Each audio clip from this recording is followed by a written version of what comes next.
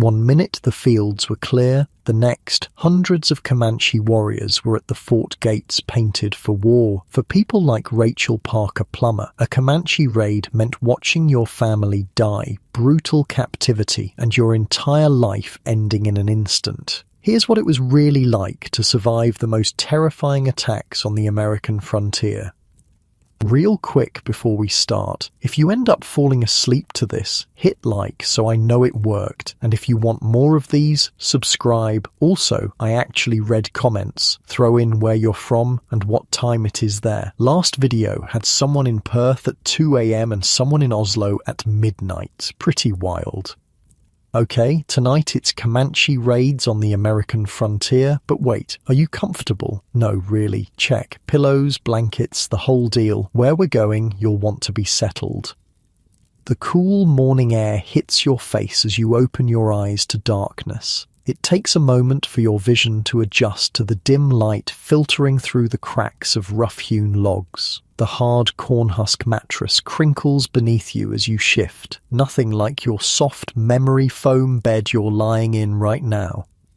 Your back aches from sleeping on the hard surface. Another day at Parker's Fort in 1836 Texas, the rough wool blanket scratches against your skin as you push it aside. Everyone's still asleep. Your husband, your toddler son, your parents and siblings all tucked into the various corners of the cabin.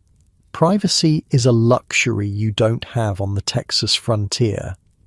Oh, rise and shine, you whisper to yourself. Rachel Parker Plummer, that's who you are. 17 years old, married with an 18-month-old son, and 3 months pregnant with another. And here you are, deep in Comanche territory. This morning is like any other, except it isn't. And deep down, you know it. You feel it too? Your mother whispers from across the room where she's already stoking the fire in the stone hearth. Something's not right today.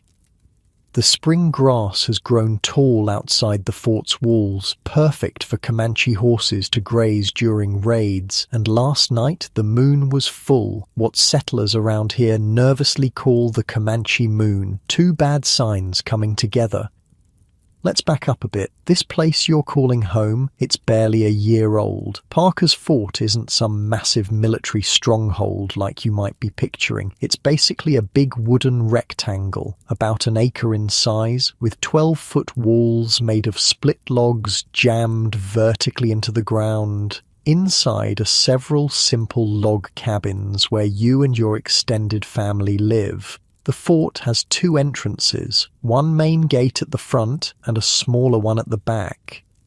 James Pratt, you get back here. You chase after your toddler son who's already up and darting around the cabin with the endless energy only small children possess. Your father-in-law, Elder John Parker, keeps reassuring everyone that the local tribes have signed peace treaties. But your father, James Parker, isn't so sure. He's been extra watchful lately, especially with reports of Comanche raids on other settlements. You know what my daddy used to say about peace treaties with the Comanche, your Uncle Silas says at breakfast, spooning corn mush into his mouth. He said it's like making a deal with a tornado to go around your house. The fort's main room fills with nervous laughter. It's not really funny. Everyone knows the Comanche are the most feared warriors on the plains. Stories of their raids have been whispered around cooking fires for years.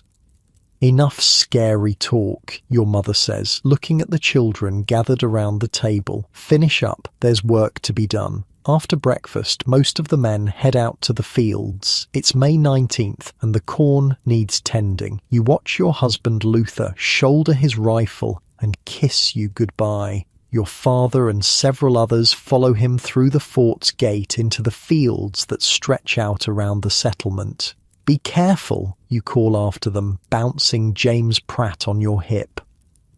Always am, Luther calls back with a wink. Inside the fort, the day's chores begin. You help your mother with the washing, hauling water from the well, then hanging clothes to dry in the breeze. Little James Pratt plays in the dirt nearby, fascinated by a line of ants marching past the clothes line. Mind the scorpions, you warn him, keeping one eye on his wandering hands. Last month, one of the other children was stung, and the poor thing screamed for hours. Wait, did you hear something? You pause, water bucket in hand, listening. Nothing but the breeze through the oak trees. You're jumpy today, your aunt says, coming up beside you with another load of washing. Can't shake this feeling, you admit. She nods. I feel it too, but we've felt it before, and nothing's come of it. That's the thing about the frontier, you say, resuming your work. The day you stop worrying is the day you should worry most. By midday, the fort settles into its normal routine. Children run and play in the central yard. Women work on food preparation, mending, and other household tasks. The few men who stayed behind repair tools or tend to the animals in the small corral, all normal, all peaceful. But you can't shake that feeling. Every now and then, you glance up at the blockhouse, the small observation post built at the corner of the fort's walls. From there, you can see for miles across the rolling prairie, nothing but grass waving in the wind, no sign of danger, but still. Rachel, come help me with this. Your mother waves you over to where she's kneading dough for the evening bread. Your hands sink into the sticky mass working alongside hers. This simple task, passed from mother to daughter for generations, calms your nerves a bit. Remember when we first came here? Your mother asks. You were so excited to have your own cabin with Luther. You smile at the memory. 2 years ago, you'd been just 15, newly married and full of dreams about your frontier home. The reality turned out to be a lot less romantic. Blistered hands, endless work, and the constant nagging worry about Indian attacks. I was so naive, you say. We all were, your mother replies, her eyes distant. But we're making a life here. It's what Americans do. Push west. Build something new. As the afternoon wears on, you check on James Pratt, who's napping in the cabin. His chubby face is peaceful, untroubled by the worries that plague your adult mind. You brush a strand of hair from his forehead and sit beside him, watching his little chest rise and fall. Beyond the fort walls, you hear the men returning from the fields, laughing and talking. The day's work is nearly done. Soon it will be supper, then evening prayers, then sleep. Another day survived on the frontier. But tonight, as you lie in bed listening to the night sounds, the chirp of crickets, the distant howl of wolves, the soft breathing of your family, you can't sleep. Something's coming. You can feel it. The full moon shines through the small window of your cabin, casting silver light across the floor. Comanche moon, the time when they like to raid. The spring grass has grown tall, perfect for their horses. The treaties have been quiet for too long. You roll over, pulling the rough blanket tight around your shoulders and stare at the cabin wall. Tomorrow, you decide. Tomorrow you'll convince Luther to take extra precautions, to keep his rifle closer, to watch the horizon more carefully. You finally drift into an uneasy sleep, unaware that this is your last night of peace, unaware that tomorrow, just after breakfast, your entire world will change forever when you hear the cry from the fields. Indians, Indians, Indians, Indians. The shout jolts you from sleep like a bucket of ice water. For a split second, you're disoriented, wondering if it was part of your dreams. Then it comes again, closer this time. Indians, the Comanche, are coming. Your husband Luther is already up, grabbing his rifle. "Stay here," he orders, voice tight with fear. He runs out the door before you can even respond. "Mama!" James Pratt is awake now, startled by the commotion. You scoop him up, heart hammering against your ribs. Outside, chaos erupts. Men shouting, women screaming, the pounding of feet on dirt. You clutch James Pratt to your chest and rush to the window, peering through the small opening. What you see stops your breath. 1 minute the fields were clear, and the next moment, God in heaven. More Indians than you dreamed possible are in front of the fort. Hundreds of mounted warriors, painted for war, feathers and buffalo horns adorning their heads, weapons glinting in the morning sun. Rachel, your mother bursts through the door. Come quick. You follow her into the central yard of the fort. Everyone's gathered, panic etched on their faces. Your father-in-law, Elder John Parker, is trying to organize the defense, but there aren't enough men.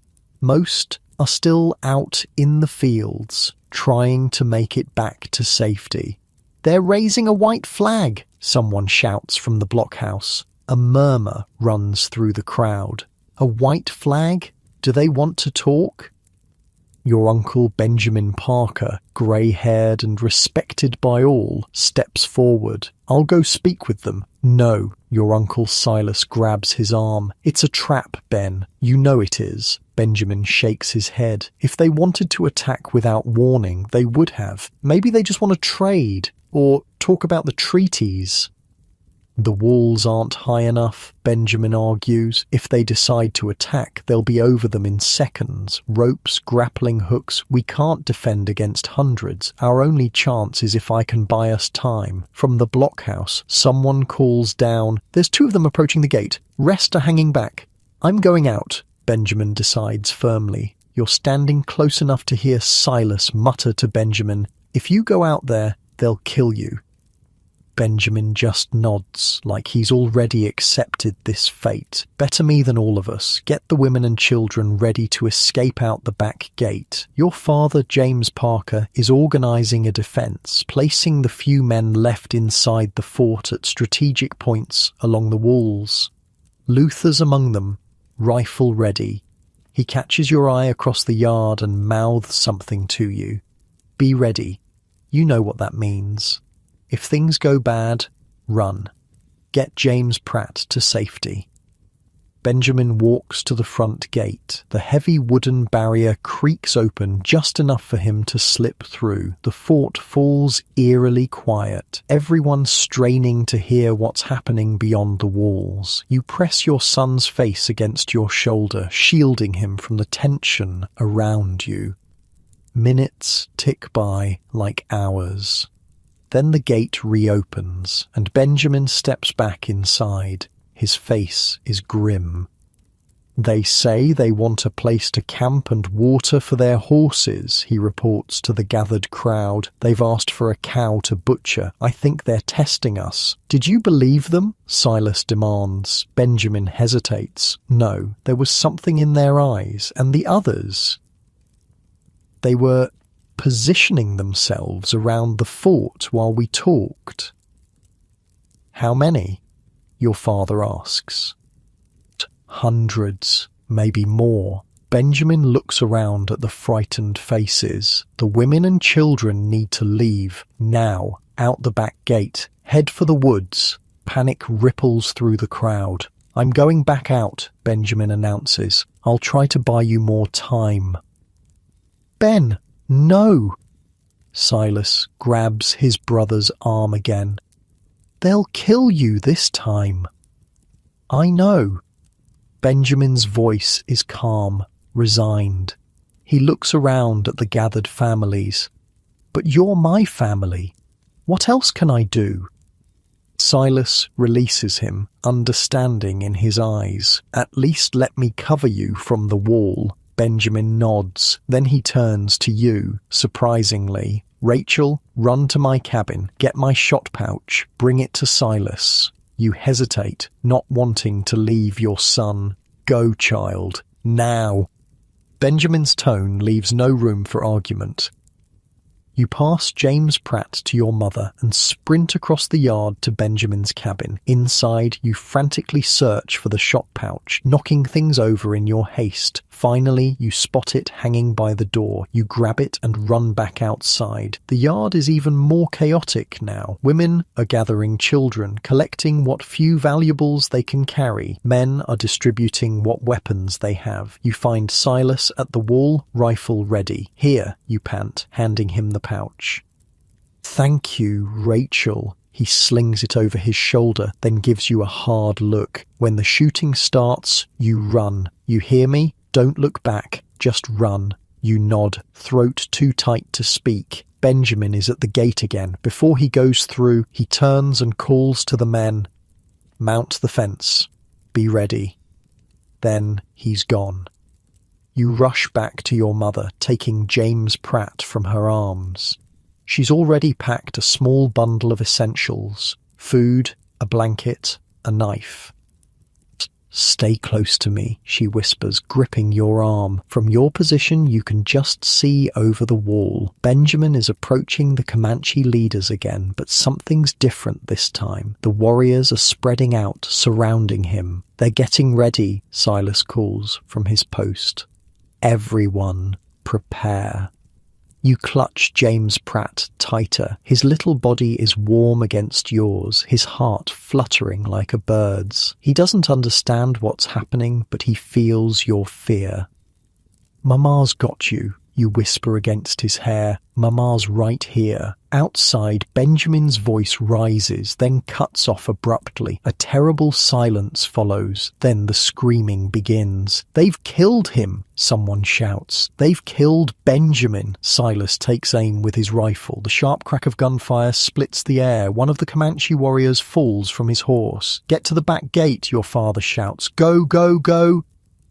Your mother grabs your arm, pulling you toward the small gate at the rear of the fort. Other women and children are already streaming through it, disappearing into the woods beyond. War whoops fill the air, high-pitched and terrifying. The Comanche are attacking in full force now. Some are scaling the walls with ropes, others trying to break down the front gate. "Rachel, come on," your mother urges, tugging at your arm. But you're frozen, watching as Silas fires again and again. He downs several warriors before they reach him. Then they're on the walls, leaping into the fort, tomahawks and lances gleaming in the sun. "Luther," you cry, searching desperately for your husband in the chaos. "He'll find us in the woods," your mother insists, dragging you toward the back gate.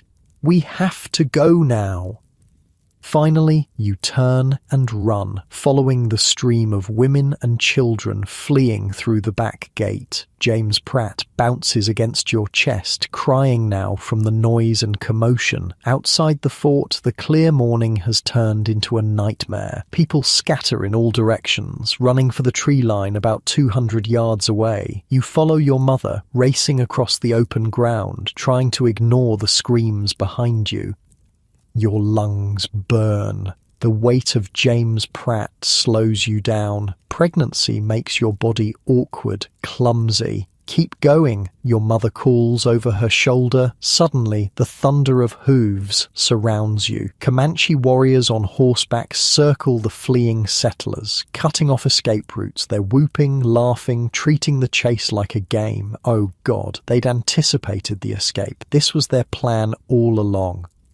You see your cousin, young Cynthia Ann Parker, just ahead of you. At 9 years old, she's running as fast as her legs will carry her. A warrior swoops down, snatches her up like she weighs nothing, and throws her across his horse. "Rachel, this way." Your mother veers right toward a dense thicket. You follow, stumbling over uneven ground. James Pratt's weight pulls at your arms. Your breath comes in ragged gasps. Almost there, just a few more. Pain explodes in your back as something hits you hard, driving you to your knees. James Pratt tumbles from your arms, landing in the dirt with a cry. You scramble to reach him, but a shadow falls over you. Looking up, you see a Comanche warrior on horseback, his face painted in terrifying black and red streaks, his eyes cold as he stares down at you. He's holding a lance, the butt end of which he just used to knock you down. Your mother screams your name, but she's too far away now, being chased by warriors of her own. The Comanche dismounts in one fluid motion. He grabs James Pratt, who's wailing in terror. No, you lunge for your son, but the warrior kicks you back to the ground. You scramble up again, maternal instinct overriding fear. Give me my baby. The warrior ignores you, tossing James Pratt to another Comanche on horseback. Your son disappears, his cries fading as the horse gallops away. No James. You try to run after them, but the warrior grabs you by your long red hair, yanking you backward. The pain is blinding. You fall again, dirt filling your mouth. Through tear-blurred eyes, you see other settlers still running, still being hunted. Some make it to the trees. Many don't. Rifle shots crack from the direction of the fort. The Comanche warriors duck instinctively, looking back. Is it help? Have neighbors heard the commotion and come to the rescue? Hope surges through you, quickly extinguished when you realize the shots are coming from inside the fort, the last defenders making their final stand. Your captor drags you by your hair toward his horse. You fight, clawing at his hand, kicking at his legs. He strikes you across the face, hard enough that stars burst behind your eyes. Dazed, you can't resist as he throws you onto his horse, belly down across the animal's back. The breath leaves your lungs in a whoosh. The horse moves and you're helpless, hanging like a sack of grain, watching the ground blur beneath you. More shots ring out, closer this time. Your captor wheels his horse around and you catch a glimpse of Silas outside the fort now, firing his rifle at the retreating Comanche. 4 warriors charge him. He shoots one, then another falls. Then they're on him. You squeeze your eyes shut, unable to watch.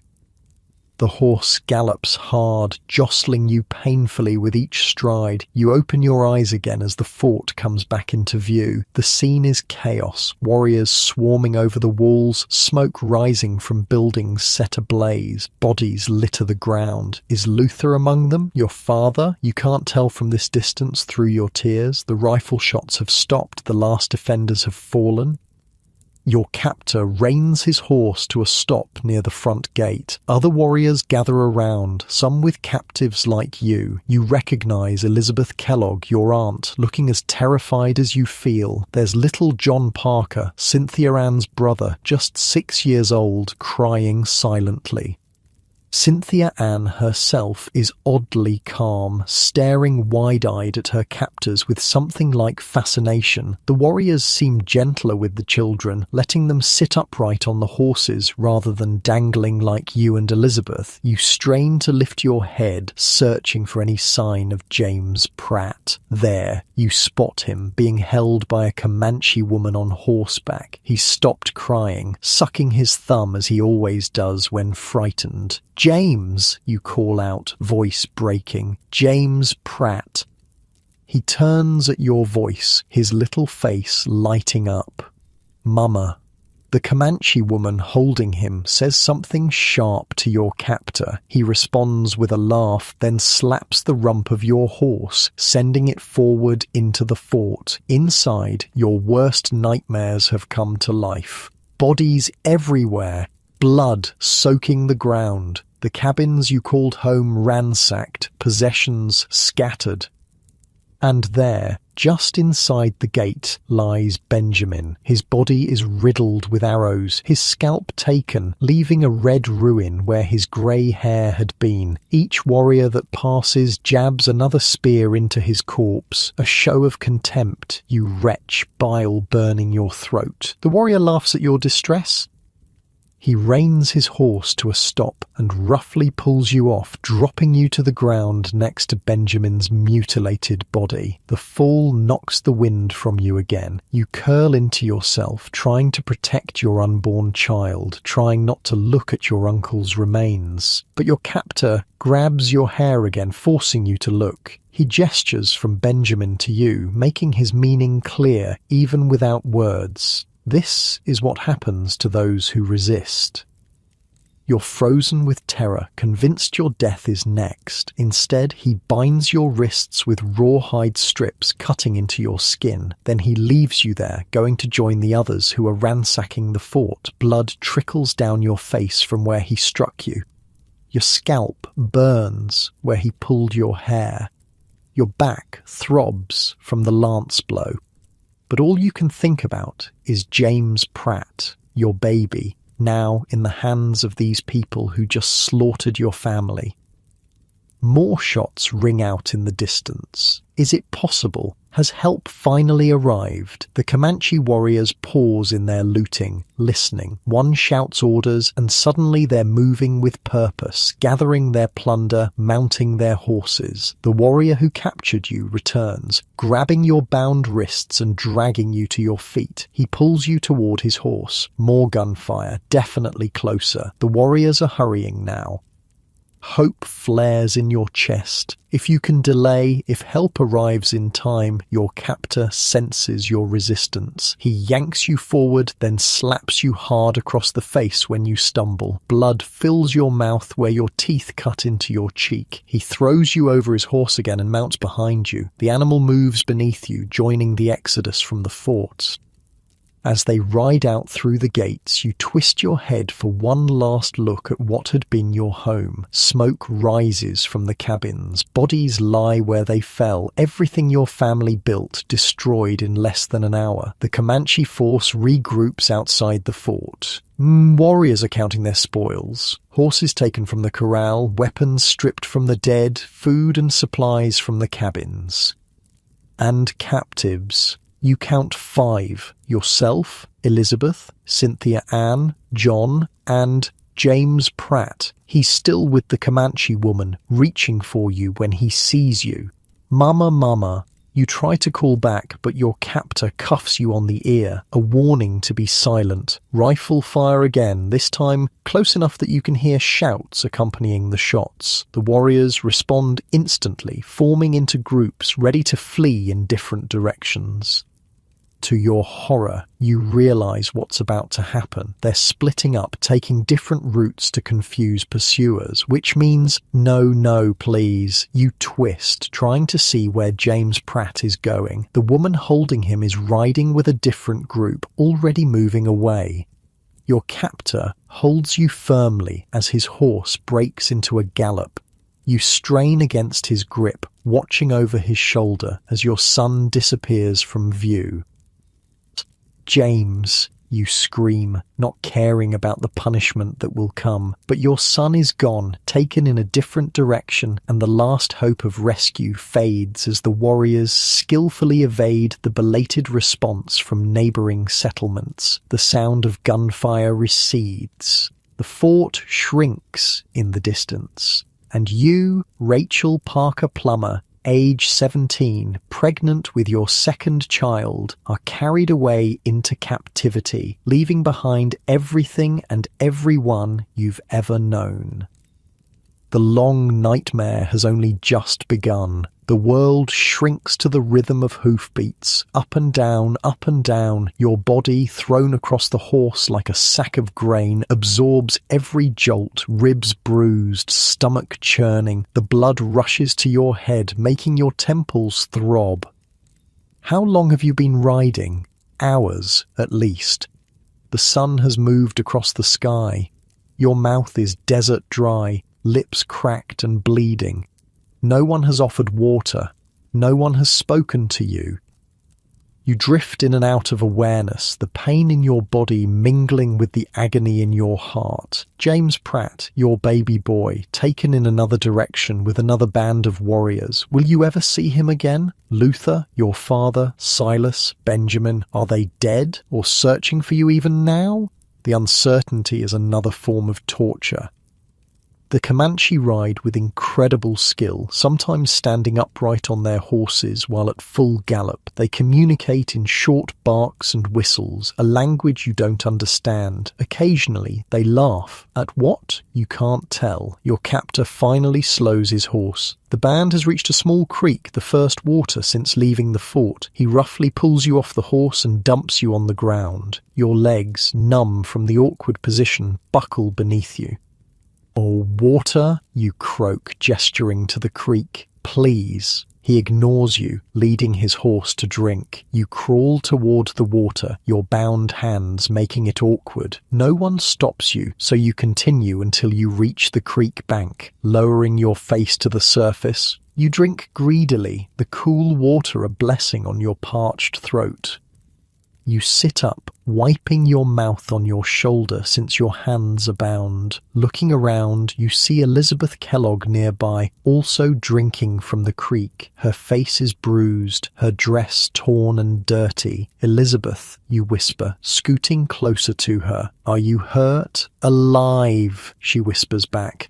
"That's all I can say for certain." She looks around fearfully at the warriors, who are watering their horses and talking among themselves. "Have you seen the others?" "They took James Pratt in another direction," your voice breaks. "Cynthia Ann and John too, I think." Elizabeth nods grimly. "Dividing us up makes rescue harder." A shadow falls over you. Your captor has returned, water dripping from his long black hair. He's younger than you first thought, maybe 20. His face is painted with black stripes across his cheekbones and red handprints mark his chest. He barks something at you, gesturing for you to stand. You struggle to your feet, legs still numb and tingling. "My son," you say, knowing he won't understand but unable to stop yourself. "Where is my son? James Pratt, my baby." He stares at you blankly, then grabs your bound wrists and pulls you back toward his horse. "Wait!" you resist, digging in your heels. "Please, just tell me if my son is safe." His response is a sharp slap that sends you reeling. Before you can recover, he tosses you back onto his horse and mounts behind you. The brief rest is over. The band moves on, traveling at the same punishing pace. You try to keep track of directions, landmarks, anything that might help if you get a chance to escape. But the terrain is unfamiliar. Rolling hills giving way to flatter plains, stands of oak and elm trees along creek beds, tall grass bending in the wind. As dusk approaches, the warriors finally halt in a small valley beside another creek. This time, they make camp. Women, you hadn't noticed them before, but they've been traveling with the band, begin setting up small hide tents called teepees. Your captor pulls you off his horse and pushes you toward the women. One of them, older than the rest with grey streaks in her long hair, grabs your arm and pulls you toward a teepee. Inside, she points to a pile of skins on the ground, your bed apparently, and hands you a strip of dried meat. You're too thirsty to eat. "Water?" you mime drinking. She leaves and returns with a skin bag of water. You drink deeply, then nibble at the meat. It's tough and gamey, like nothing you've tasted before, but hunger overrides disgust. The woman watches you with obvious disdain. She says something that sounds like a command, pointing to a stack of wood near the central fire pit. You understand. They expect you to work. Captive doesn't mean guest. Setting down the food, you move to gather the wood, arranging it in the pit as you would at home. The woman nods, approving your work if not your presence. Night falls quickly. Outside you hear the warriors talking, celebrating their successful raid. Sometimes laughter erupts, and you wonder what trophies they're showing each other. Scalps? Possessions stolen from your home? You shudder, trying to block the images from your mind. You're not the only captive in the camp. Through the teepee opening, you spot Elizabeth being led to another shelter. Your eyes meet briefly, a flash of shared terror and grief passing between you before she disappears inside.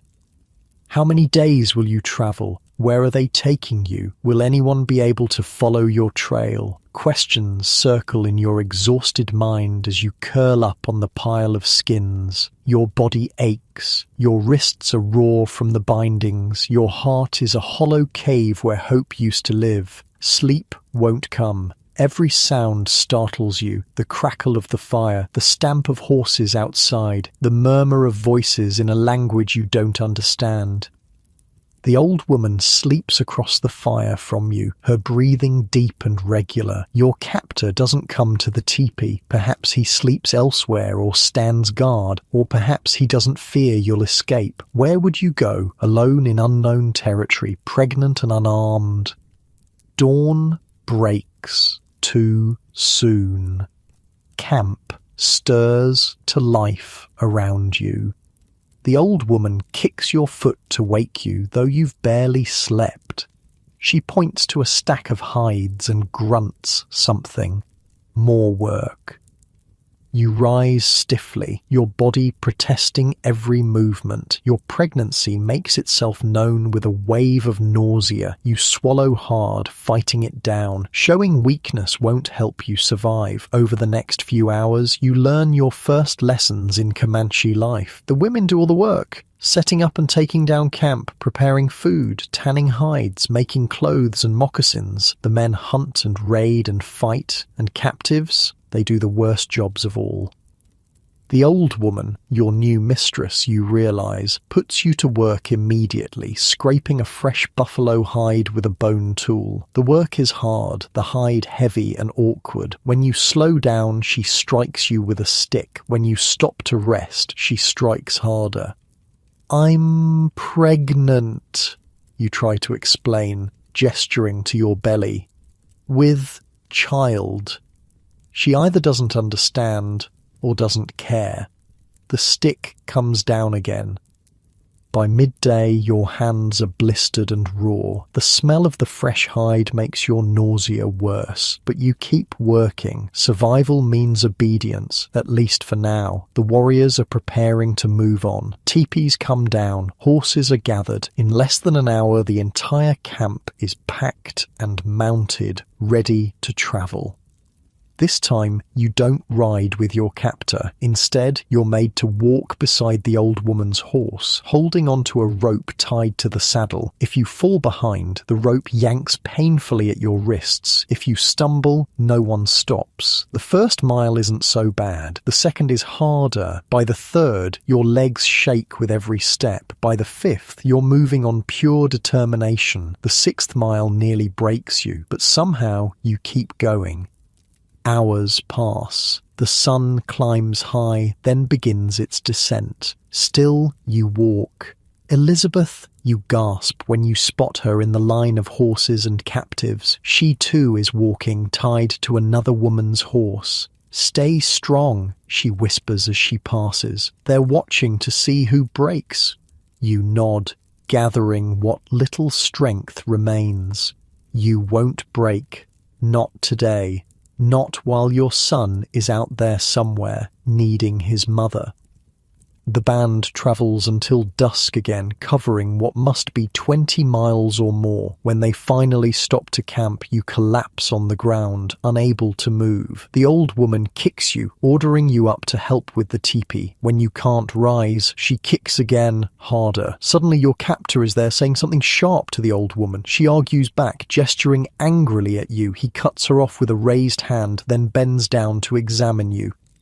You flinch away from his touch, expecting another blow. Instead, he lifts your chin, looking at your face, your eyes. Whatever he sees there must concern him, because he barks an order to a nearby boy who runs off and returns with a water skin. The warrior holds it to your lips. You drink gratefully, the water bringing you back from the edge of delirium. When you've had enough, he hands you a piece of pemmican, a mixture of dried meat, fat, and berries pounded together. The rich food revives you further. He says something else to the old woman, who responds with obvious displeasure but stops trying to make you work. Instead, she sets up the teepee herself, muttering the whole time. You don't understand this small mercy from your captor. Is it genuine concern or merely protecting his property? Either way, you're grateful for the respite. That night, you sleep deeply, your body too exhausted to maintain vigilance. In the morning, your captor examines you again, checking your feet, your face. You're painfully sunburned, your fair skin unaccustomed to hours of direct exposure. Your feet are blistered and bleeding through your thin house shoes, never meant for walking such distances. He disappears and returns with something in his hands, moccasins made of soft deer hide. He drops them beside you, then points to your feet. A gift, or just ensuring you can keep up today? You slip them on gratefully. They fit surprisingly well, the soft leather cushioning your ravaged feet. When you stand, the pain is still there, but muted. Survivable. "Thank you," you say, the words awkward in this place of enemies. He doesn't respond, already turning away to prepare for the day's journey. The pattern repeats over the next several days. Travel from dawn until dusk. Make camp, work until you drop. Sleep, rise, and do it all again. Sometimes you ride, strapped to a travois, a frame of poles dragged behind a horse. Sometimes you walk. Always you move northwest, deeper into Comanche territory. You learn to find small mercies, a sip of clean water, a moment of rest in the shade, the absence of a beating. You learn to hide your tears, to swallow your protests. You learn that survival means becoming someone else, someone harder, someone who doesn't think too much about what she's lost. Elizabeth is your lifeline. Whenever your paths cross in camp, you exchange quick whispers of encouragement. Stay alive. Don't give up. Help will come. Whether either of you believes these things doesn't matter. The words themselves are a comfort. You have no idea how far you've travelled. 50 miles? 100? The landscape has changed, becoming drier, more rugged. Water is scarcer, the creeks smaller and farther apart. Game is plentiful. Buffalo in the distance, deer in the wooded areas, rabbits in the grass. The warriors hunt daily, bringing in fresh meat that the women prepare. You begin to pick up words in their language. Water is pa. Fire is kutsu, horse is puku. You learn that your captor's name sounds like Walking Wolf, though you're not sure if that's a direct translation or just what it sounds like to your ears. The old woman remains harsh, working you until you can barely stand, but sometimes, when the men aren't looking, she shows you how to do things the Comanche way, how to prepare a hide properly, how to tell which plants are edible, how to move silently through the grass. Are these kindnesses, or just making you a more useful slave? You can't tell. On the 10th day, or is it the 12th, time has lost meaning. Something changes. The band meets up with another group of Comanche. There's much celebration, warriors greeting each other with whoops and demonstrations of horsemanship. Your heart leaps. Could James Pratt be with this group? You scan the newcomers desperately, looking for any sign of your son. There are other captives. You can tell by their downcast eyes and bound hands, but no children that you can see. Elizabeth appears beside you, her face tense with the same hope. "Do you see them?" she whispers. You shake your head, tears threatening. "No, not among these. There are other bands," she says, trying to sound hopeful. "Maybe they're with one of those."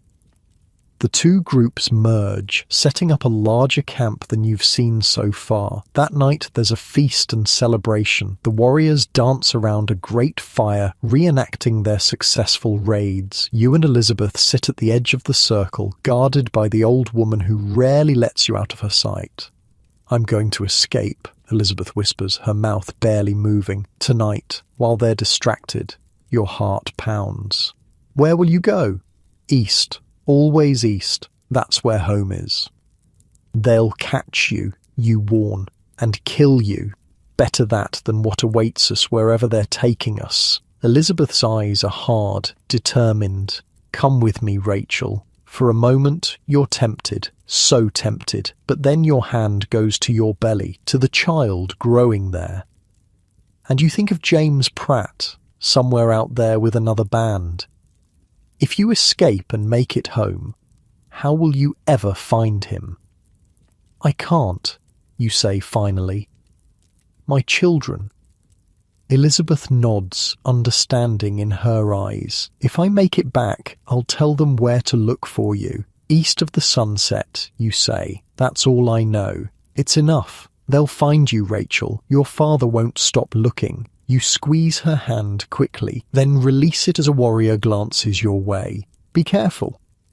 The celebration continues late into the night. Warriors drink a fermented beverage that makes them louder, wilder. They recount their exploits, counting coup, touching enemies without killing them, a sign of bravery, and displaying trophies. You try not to look, but can't help seeing scalps hanging from belts, personal items taken from settlers. Is that Luther's knife? Your father's tobacco pouch? You close your eyes, blocking out the sights, the sounds.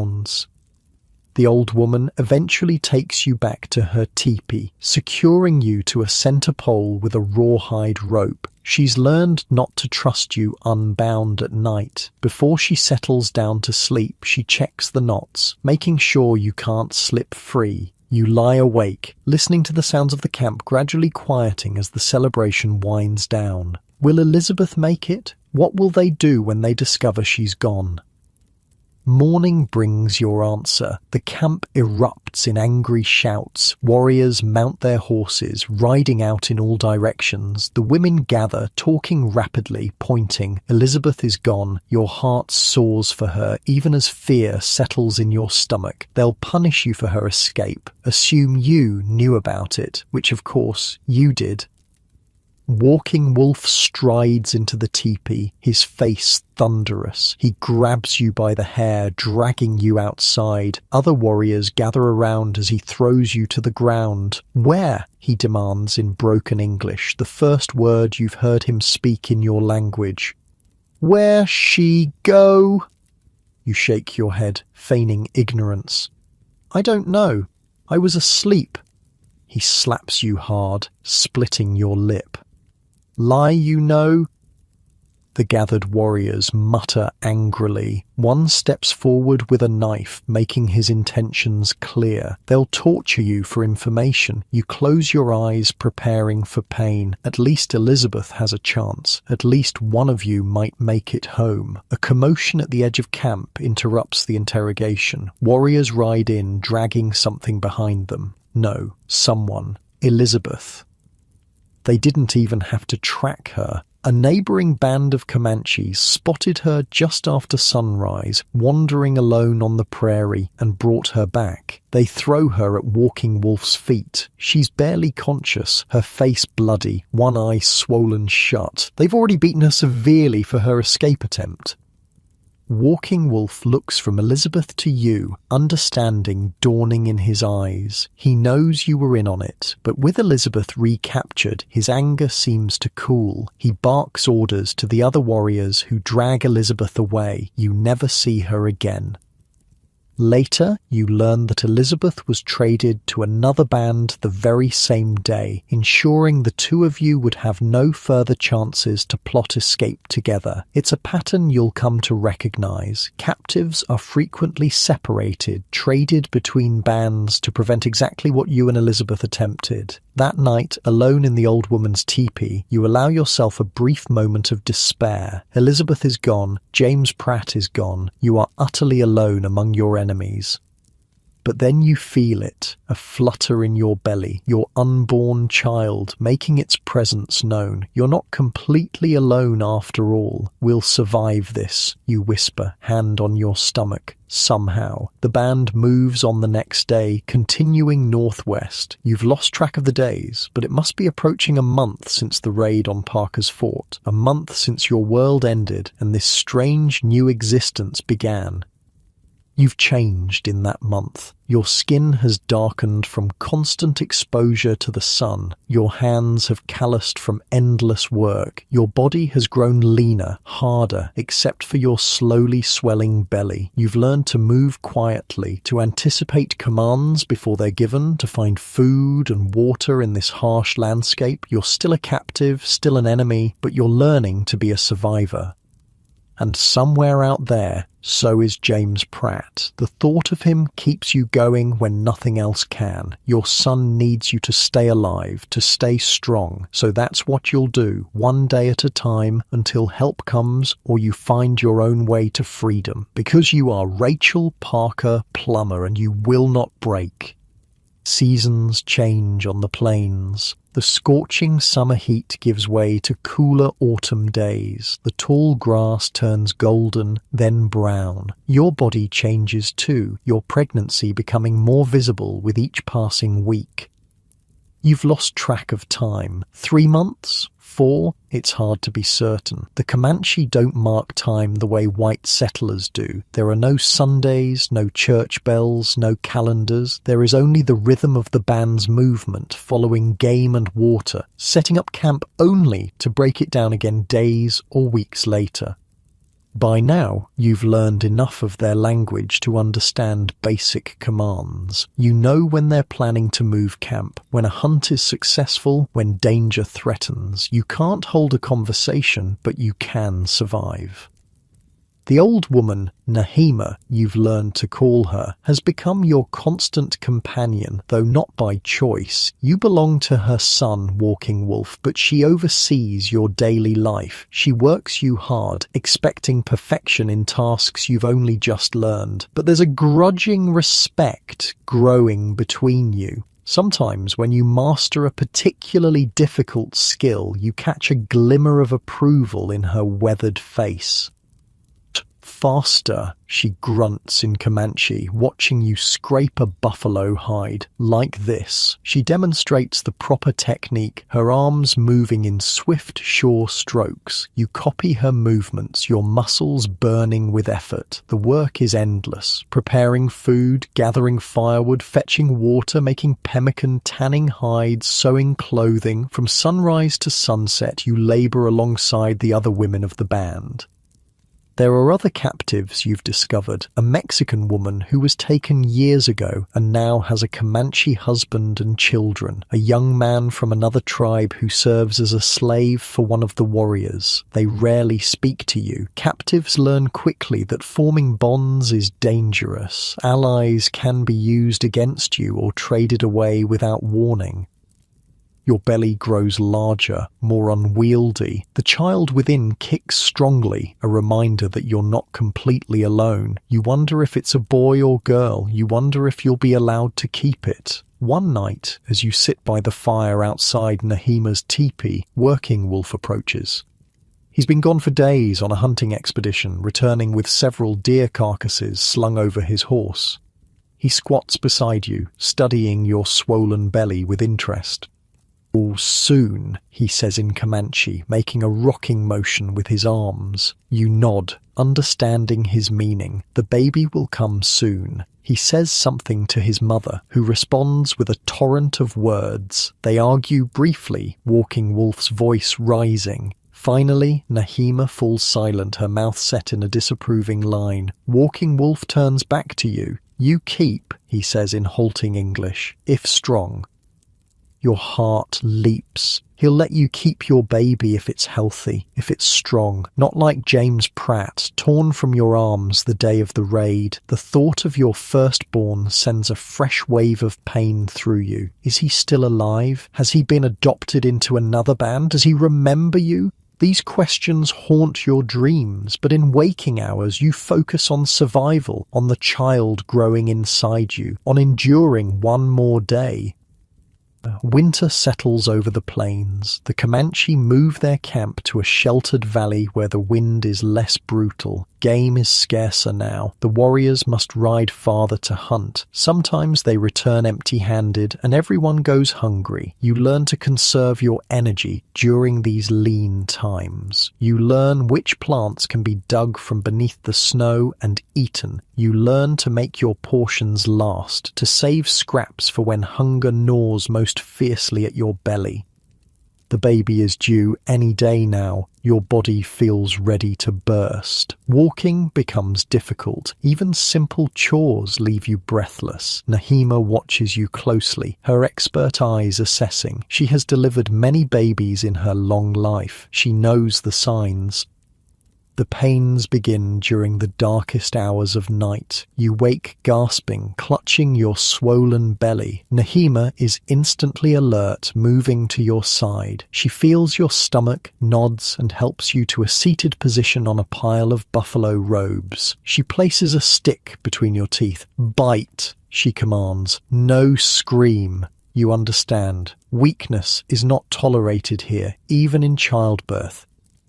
The labor is long, agonizing. Hours pass as your body works to bring forth new life. Nahima stays with you, her calloused hands surprisingly gentle as she checks your progress, positions you properly, presses on your belly to help the baby descend. Dawn breaks. The stick between your teeth is splintered from the force of your bite. Your body is slick with sweat despite the winter cold, and still the baby does not come.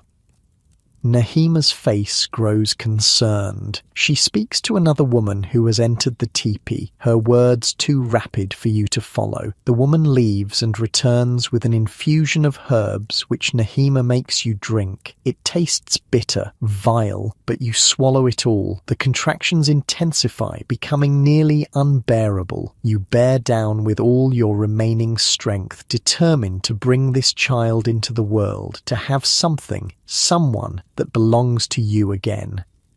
With a final, tremendous push, the baby slides free of your body. Nahima catches it, clears its mouth and nose, and gives it a sharp slap. A cry fills the teepee, strong, indignant, alive. "Boy," Nahima announces, cleaning the infant with soft rabbit skins. She wraps him in a small hide blanket and places him in your trembling arms.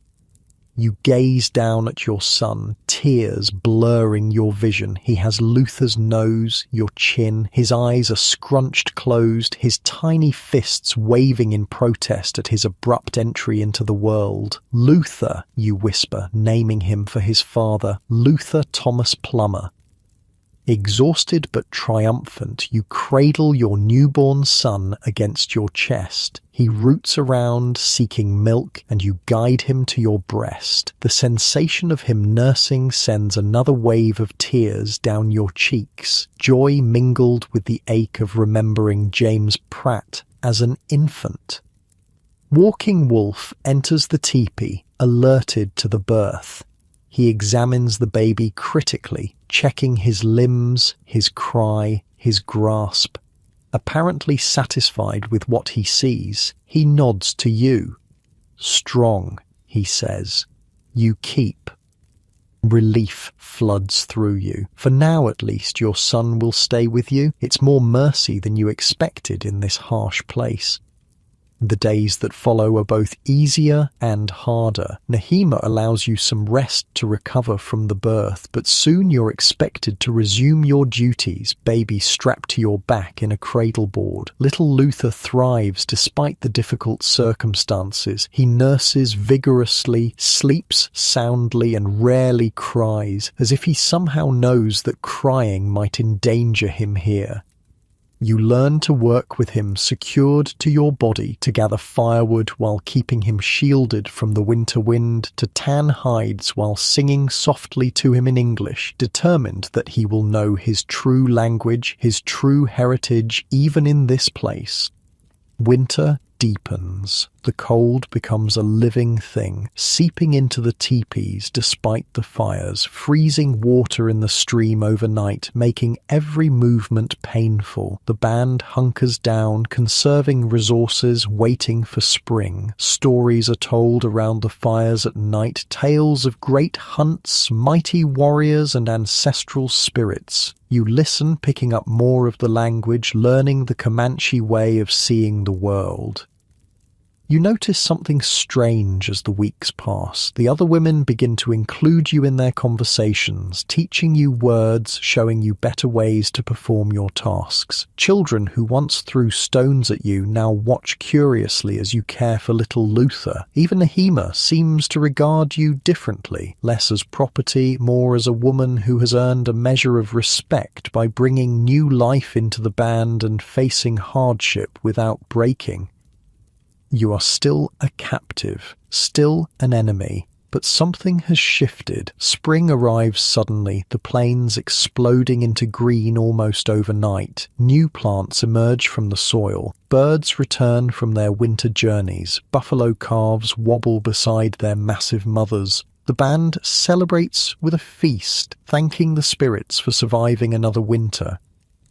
Little Luther is growing quickly, his dark eyes alert, taking in everything around him. At 4 months old, he can roll over, grab at objects, and recognize your voice instantly. You speak to him constantly in English when others aren't near, telling him stories about his father, his brother James Pratt, the home he's never known. Someday, you whisper to him at night, "We'll go home, I promise." But as spring ripens into summer, you begin to wonder where home is now. Parker's fort is destroyed. Your husband and father may be dead. James Pratt is lost to you. The world you knew seems as distant as the stars. The band moves frequently now, following the buffalo herds. You've become adept at quickly breaking down and setting up the teepee, packing and unpacking your few possessions. Your body has grown lean and strong from constant work and travel. You can ride bareback now, little Luther secured to your body with strips of hide. You can identify edible plants, track game, start a fire with flint, skills you never imagined needing as a settler's wife. One day, as the band makes camp near a shallow river, Walking Wolf approaches you. He's been watching you more closely lately, evaluating something. You've learned to be wary of his attention. "Come," he says, gesturing for you to follow. Securing Luther to your back, you obey, following Walking Wolf to where several warriors are gathered around a fresh deer carcass. To your surprise, he hands you a knife. A good one, metal, probably taken from a settler during a raid. "Show," he commands. You understand what he wants. A test of your skills, your usefulness. Taking the knife, you kneel beside the deer. With practiced movements, you begin to skin and butcher it, just as you've watched the Comanche women do dozens of times. Your cuts are clean, efficient, wasting nothing. You separate meat from organs, set aside the hide for tanning, preserve what can be saved for tools or containers.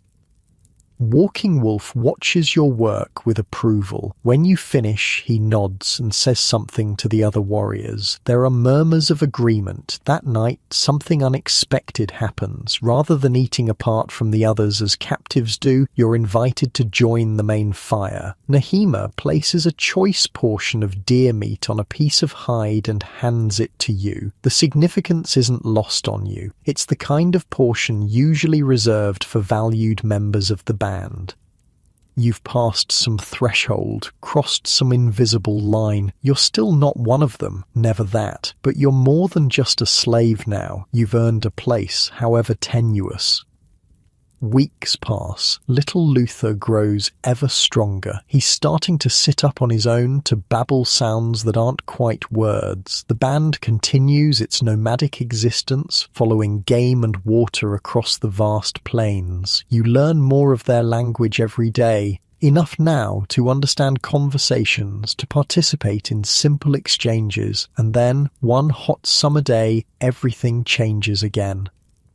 The band has made camp near a large creek, the water cool and refreshing after days of travel under the burning sun. You're at the water's edge, washing hides while Luther plays on a blanket nearby when Nahima approaches. Her face is grave, her eyes avoiding yours. "Come," she says, taking Luther from the blankets. "Walking Wolf wants you."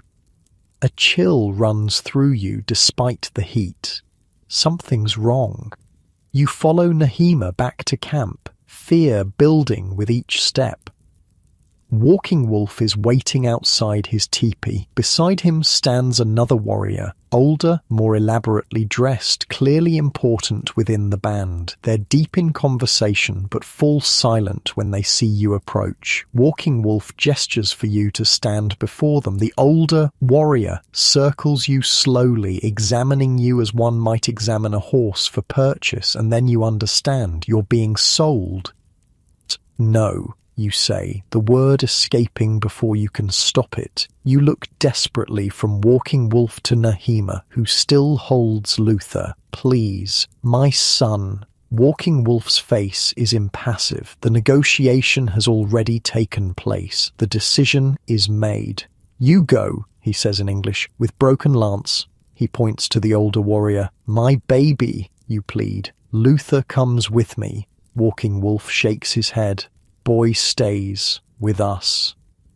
The world spins around you. Not again. Not a second son torn from your arms. You can't bear it. No. You lunge toward Nahima, trying to grab Luther. Warriors step between you, holding you back as you struggle wildly. He's mine, my son. Nahima turns away, carrying Luther into the teepee. His bewildered cries tear at your heart. You fight against the hands restraining you, screaming, calling Luther's name. The warriors hold you easily, unmoved by your desperation. Broken Lance watches the scene with cold eyes. He says something to Walking Wolf, who nods. A trade adjustment, perhaps. A captive who fights is worth less. They drag you to Broken Lance's horse, bind your wrists to the saddle. You continue to struggle, to cry out for your son, but it's useless. No one intervenes. No one shows mercy. As Broken Lance mounts his horse, preparing to leave with his new property, you catch one last glimpse of the teepee where Luther disappeared, where your second son will grow up never knowing his true mother, his true people, his true name. The horse moves forward. Camp recedes behind you. Your heart shatters into 1,000 jagged pieces, each one cutting deeper than any knife could. This, you think numbly, is what it means to be a captive on the frontier. This is what it means to survive a Comanche raid. You live, but everything that makes life worth living is stripped away, piece by piece, child by child. But even in this darkest moment, something inside you refuses to surrender completely. A spark remains, buried beneath grief and rage, a voice that whispers, "Stay alive. Endure, find a way." Because as long as you draw breath, there's a chance, however small, that you might see your sons again, that you might reclaim what was taken, that you might someday find your way home. It's this spark, this stubborn refusal to break, that has kept countless captives going through unimaginable hardships on the American frontier. It's what will sustain you in the days, weeks, months ahead as you adapt to yet another captor, another band, another existence. The horse carries you away from all you've come to know over the past year, toward an unknown future with Broken Lance's people. You don't know where they're camped, what new hardships await you there, what purpose he has in mind for his new captive. But you are Rachel Parker Plummer. You've survived the raid, the forced march, the birth, the winter, and somehow you'll survive this too. Even as tears stream down your face, even as your heart bleeds for the son left behind, you begin to plan, to watch, to learn. This is not the end of your story. Not yet. Broken Lance's band camps 3 days' ride from Walking Wolf's people, 3 days of silent travel through rolling plains. The summer sun beating down mercilessly. 3 days of grief so profound you feel hollow, as if someone has scooped out your insides and left nothing but an empty shell. Your second son gone, just like your first. Broken Lance rarely speaks to you. He's older than Walking Wolf, perhaps 50, with deep lines etched around his eyes and a scar that runs from his temple to his jaw. His status in the new band is immediately apparent from how others defer to him, step aside when he passes. You've traded up in value, it seems, from an ordinary warrior's captive to the property of a chief. The camp appears on the horizon late on the 3rd day, a cluster of teepees along a winding stream, horses grazing in the tall grass nearby. As you approach, people emerge to greet Broken Lance, curious eyes fixing on you, the new white captive. A woman steps forward, middle-aged, wearing an elaborately beaded dress, her black hair streaked with grey. From the way she carries herself, from how Broken Lance greets her with a nod of respect, you guess she's his wife. She examines you with cool assessment, noting your worn dress, your bound hands, the dried tears on your cheeks. She says something to Broken Lance, who responds briefly. Then she approaches you, cutting the bindings on your wrists. "I am Stone Flower," she says in clear, if accented English. "You belong to me now." The surprise must show on your face. She smiles thinly. "Yes, I speak your tongue. I lived among your people as a girl." She doesn't elaborate on how or why. It will make things easier. Easier for whom, you wonder. "Come," she commands, turning toward the largest teepee. "You need water and food. Then we talk." You follow her, legs stiff from the long ride. The camp is similar to Walking Wolf's in layout, but larger, with perhaps 30 teepees arranged in a rough circle. Children pause in their play to stare at you. Women look up from their work, whisper to each other. Inside Stone Flower's teepee, she hands you a water skin and points to a pile of furs where you can sit. You drink deeply, then accept the pemmican she offers. Your stomach has been empty for too long to refuse food, even in your grief.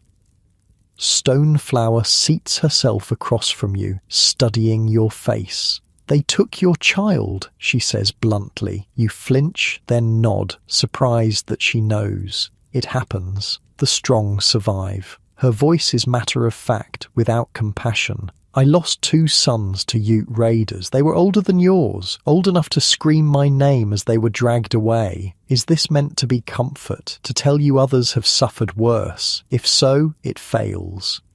Now," she continues, "you will work for me. Cook, clean, tan hides. Do as I say without complaint, and your life will be tolerable. Disobey, and it will not." She leans forward, her dark eyes hard. "Understand?" You nod again, not trusting your voice.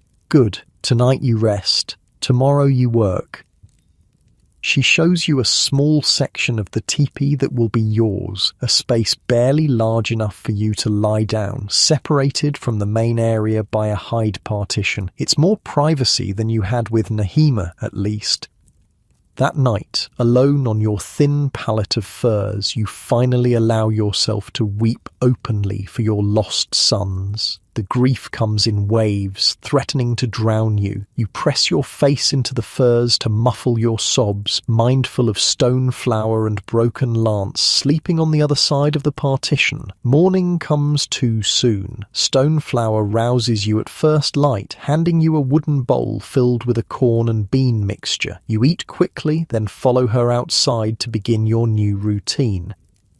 Life in Broken Lance's band follows a similar pattern to what you knew with Walking Wolf, but there are differences. This band is more settled, staying in one location for weeks at a time rather than constantly moving. They farm a little, small plots of corn and beans near the stream, in addition to hunting, and they're wealthier, with more horses, more metal tools, more trade goods. Your work is familiar. Cooking, cleaning, fetching water, tanning hides. But Stone Flower is a more demanding mistress than Nahima. She expects perfection and has no patience for mistakes. When you spill a pot of stew, she strikes you with a stick. When you tear a hide while scraping it, she withholds food. Clumsy, she hisses. Worthless. But beneath her harsh treatment, there's something else, a testing. She's pushing you, watching to see if you'll break. You sense that your response to her cruelty matters, though you don't yet understand why. The days blend into weeks. Summer heat gives way to cooler autumn air. You establish a new routine, learn the rhythms of this camp, the personalities of its inhabitants. Some are cruel to you, some indifferent, a few occasionally kind, slipping you extra food or lighter work when Stone Flower isn't watching. You learn that Broken Lance is an important war chief, respected for his many victories against enemies, both other tribes and white settlers. His tipi is decorated with trophies of these battles, weapons, shields, the occasional scalp. You try not to look at these grim souvenirs, try not to wonder if any belong to your family. Stoneflower, you discover, was once a captive herself, taken from another tribe as a girl, eventually becoming Broken Lance's wife. Perhaps this explains her harshness toward you. She survived by becoming more Comanche than the Comanche, by erasing her former self completely. She expects you to do the same. But you refuse to forget. At night, alone on your pallet, you whisper the names of your sons, your husband, your family. You recite Bible verses remembered from childhood. You hold tight to who you are, even as outwardly you adapt to your circumstances. And adapt you do. Your body grows stronger, your hands calloused from work. You learn to move silently, to anticipate needs before they're spoken, to be useful enough to keep, but not so competent as to threaten Stoneflower's position. You learn which plants heal wounds, which berries are safe to eat, which snakes to avoid. One night, after a particularly grueling day of hide tanning, Stoneflower unexpectedly sits beside you as you eat your evening meal. "You have not tried to escape," she observes. You look up, surprised by the conversation. "Where would I go? I don't know where I am." "East," she says simply. "Always east to reach your people. You know this." You shrug, keeping your face neutral. "I wouldn't survive alone." "No," she agrees. "You would not." She studies you, head tilted. "Yet many try. They would rather die free than live as captives." "I would rather live," you say quietly, "for my sons." Something flickers in her eyes, understanding perhaps, or memory. "Your children are lost to you," she says, but the usual hardness has left her voice. "Perhaps, but while I breathe, there's hope." She nods slowly, then rises and returns to her work without another word. After that night, something shifts between you and Stoneflower. Her treatment remains stern, but the deliberate cruelty fades. Sometimes she explains why certain tasks are done a particular way, or shows you more efficient methods. Occasionally, she speaks of her own past before she became Comanche.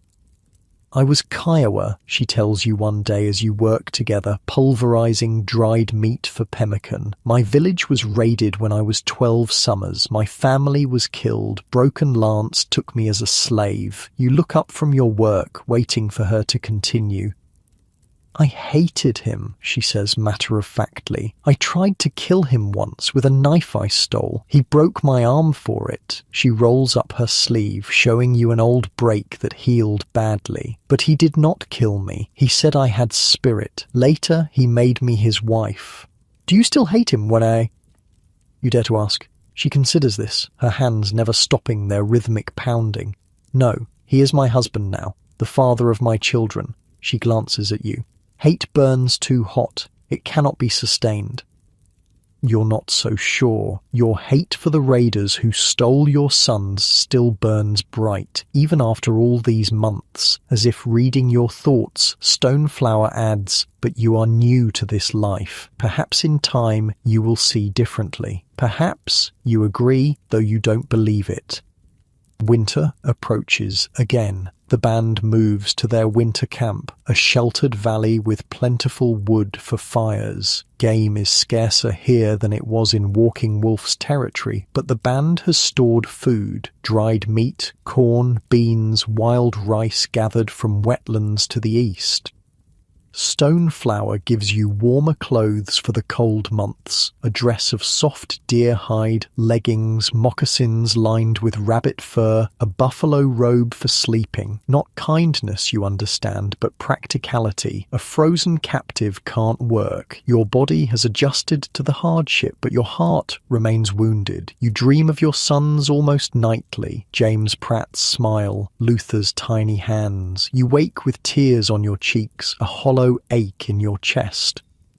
Stoneflower notices but never comments. She has lost children too. She understands that some pain never truly heals. On the coldest nights, when wind howls around the teepee and snow piles against its sides, the band gathers together for storytelling. You sit at the edge of these circles, listening as elders recount tales of great hunts, mighty warriors, spirit beings who shaped the world. Your Comanche has improved enough to follow most stories, though some words and concepts remain mysterious. Sometimes they speak of raids on white settlements. You tense during these tales, scanning for any mention of Parker's fort, any clue about your family's fate. But the stories are always about other places, other times. One bitter night, huddled near the central fire, you gather your courage and ask Stoneflower a question that has haunted you. Do you know of a band that took a white boy, about 2 summers old when captured, with red gold hair? You describe James Pratt, your voice catching. Stoneflower's face remains impassive, but her eyes soften slightly. Many children are taken in raids. I do not know of this one. Your hope dims, but doesn't extinguish completely. The Comanche nation is vast, with many bands spread across the plains. Your son could be with any of them. And the other boy, you press. The infant born in captivity. Do you know what becomes of such children? At this, Stoneflower's expression changes. Those that survive are raised as Comanche. They forget their white blood. They become warriors or wives. They forget their mothers? The question is barely a whisper. Stoneflower is silent for a long moment. Then, yes, they forget. It is better that way. Better for whom, you wonder again? Not for the mothers who carried those children, birthed them, loved them. Winter deepens. Food grows scarcer. The band's hunters return with less game each day. Meals become smaller, faces more pinched with hunger. You learn to make soup from almost nothing. A handful of dried meat, some corn, wild onions preserved from fall, whatever roots can be dug from beneath the snow. You learn to stretch every resource, to waste nothing. One morning, returning from breaking ice on the stream to fetch water, you hear commotion in camp. Riders are approaching, not Comanche, from the reaction of the lookouts. Everyone scrambles for weapons. Children are hustled into teepees, horses gathered closer to camp. Stoneflower pulls you into her teepee, her grip painfully tight on your arm. "Stay," she orders. "Be silent." Through a small opening in the teepee flap, you watch as the riders enter the camp. Mexicans, a dozen or so, leading pack mules laden with goods. Their leader raises his hands in a gesture of peace, speaking to Broken Lance in broken Comanche mixed with Spanish. Traders, not raiders or rescuers. The tension in camp eases. Broken Lance invites the traders to a fire. Goods are unloaded, displayed, metal pots, knives, bolts of cloth, glass beads, tobacco, sugar, coffee, luxuries in this harsh wilderness. The trading continues all day, each item haggled over extensively. The Comanche offer buffalo robes, horses, crafted items, and pemmican in exchange.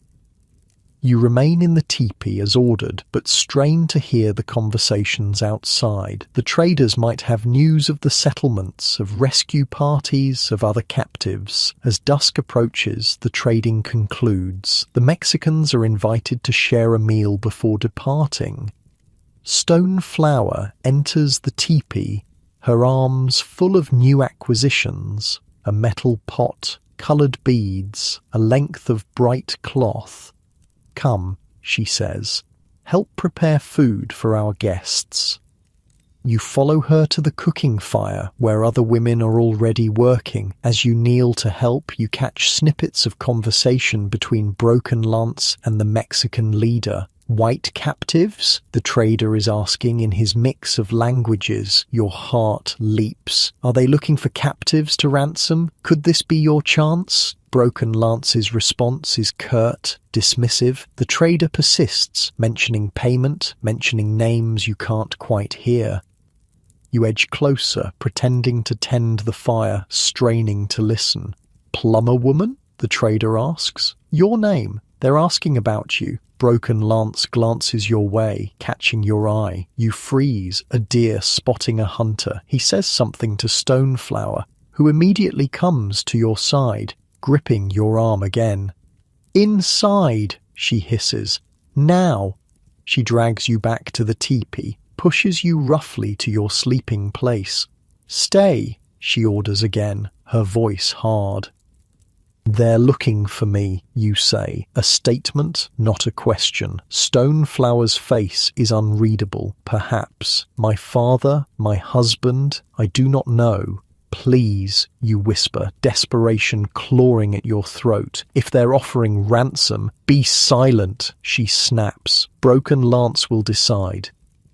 She leaves, tying the teepee flap closed behind her. You're trapped inside, unable to see what's happening, unable to make yourself known to the traders. Frustration builds within you, threatening to explode into screams. You pace the small space, ears straining for any sound. Voices rise and fall outside, but you can't make out words. Time stretches endlessly. Finally, after what seems like hours, Stoneflower returns. Her expression tells you everything before she speaks.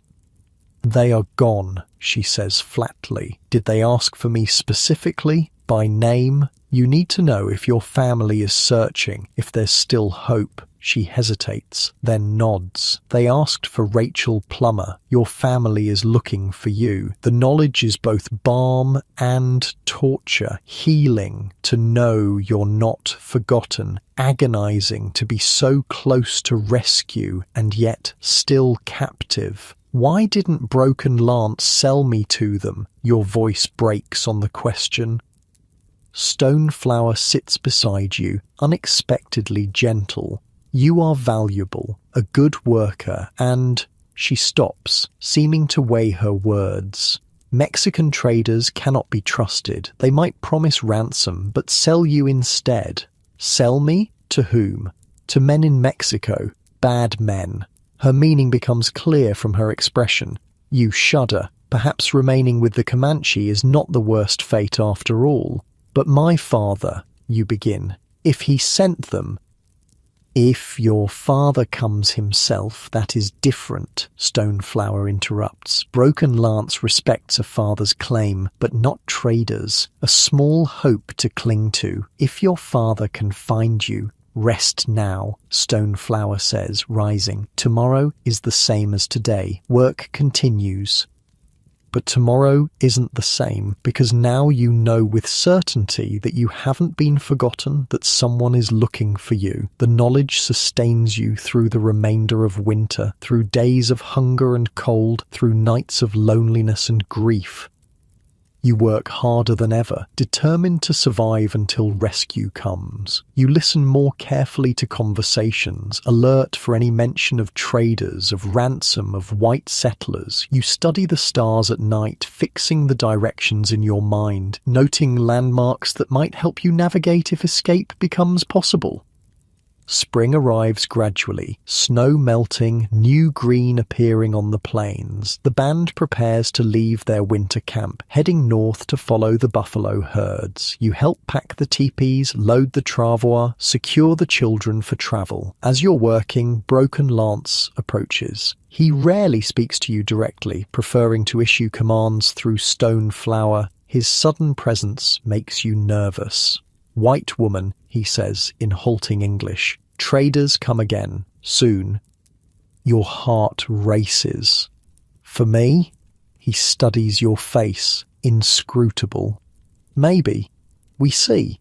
It's the most he's ever said to you. You don't know if it's a warning or a promise. The band moves north over the next weeks, stopping frequently to hunt or gather early spring plants. You mark each campsite in your mind, trying to maintain your sense of direction, your mental map of this vast territory.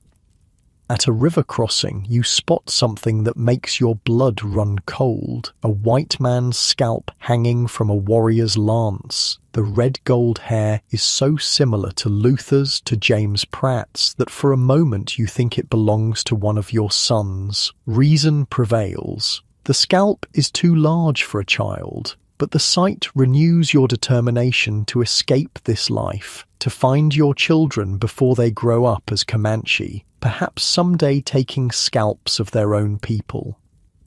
The spring grass grows tall and green, the full moon rises, casting silver light across the plains. Comanche moon, the settlers call it. Raiding season approaches, warriors gather in council, planning expeditions south toward the settlements. You listen when you can, hoping to learn something useful about your family, about Parker's fort, about other captives.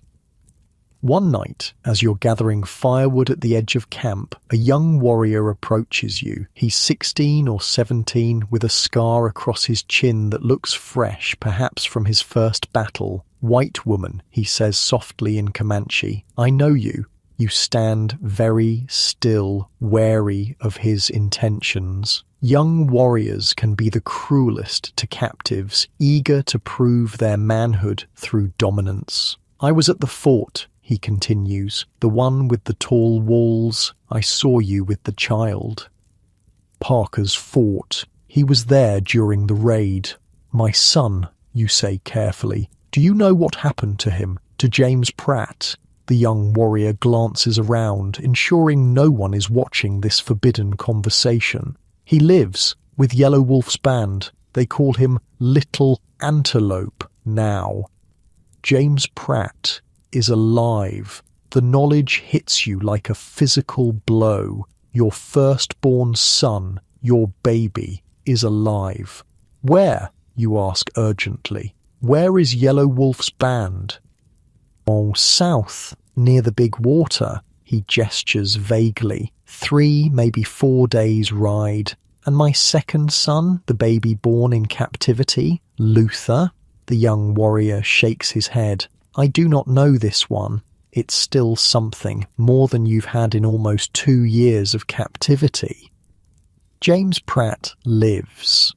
He has a new name, a new family, but he lives. "Why tell me this?" you ask. The young warrior touches the crucifix hanging around his neck, a trophy taken from some raid, no doubt, but he seems to attribute special power to it. "The Jesus God may be watching," he says simply. Then he melts back into the shadows, leaving you with your precious new knowledge. That night, as you lie on your pallet, you whisper your son's name over and over. James Pratt, James Pratt, not Little Antelope. James Pratt, as if by repeating it you can somehow reach across the distance and remind him of who he truly is. Yellow Wolf's band, near the big water, south, 3 or 4 days' ride. You fix these details in your mind, another piece of the mental map you're constructing, another reason to stay alert, stay strong, stay ready. Because someday, somehow, you will find a way out of captivity, and when you do, you will not go east to the settlements without your sons. You will go south to Yellow Wolf's band. You will find James Pratt. This new purpose burns within you, stronger than grief, stronger than fear.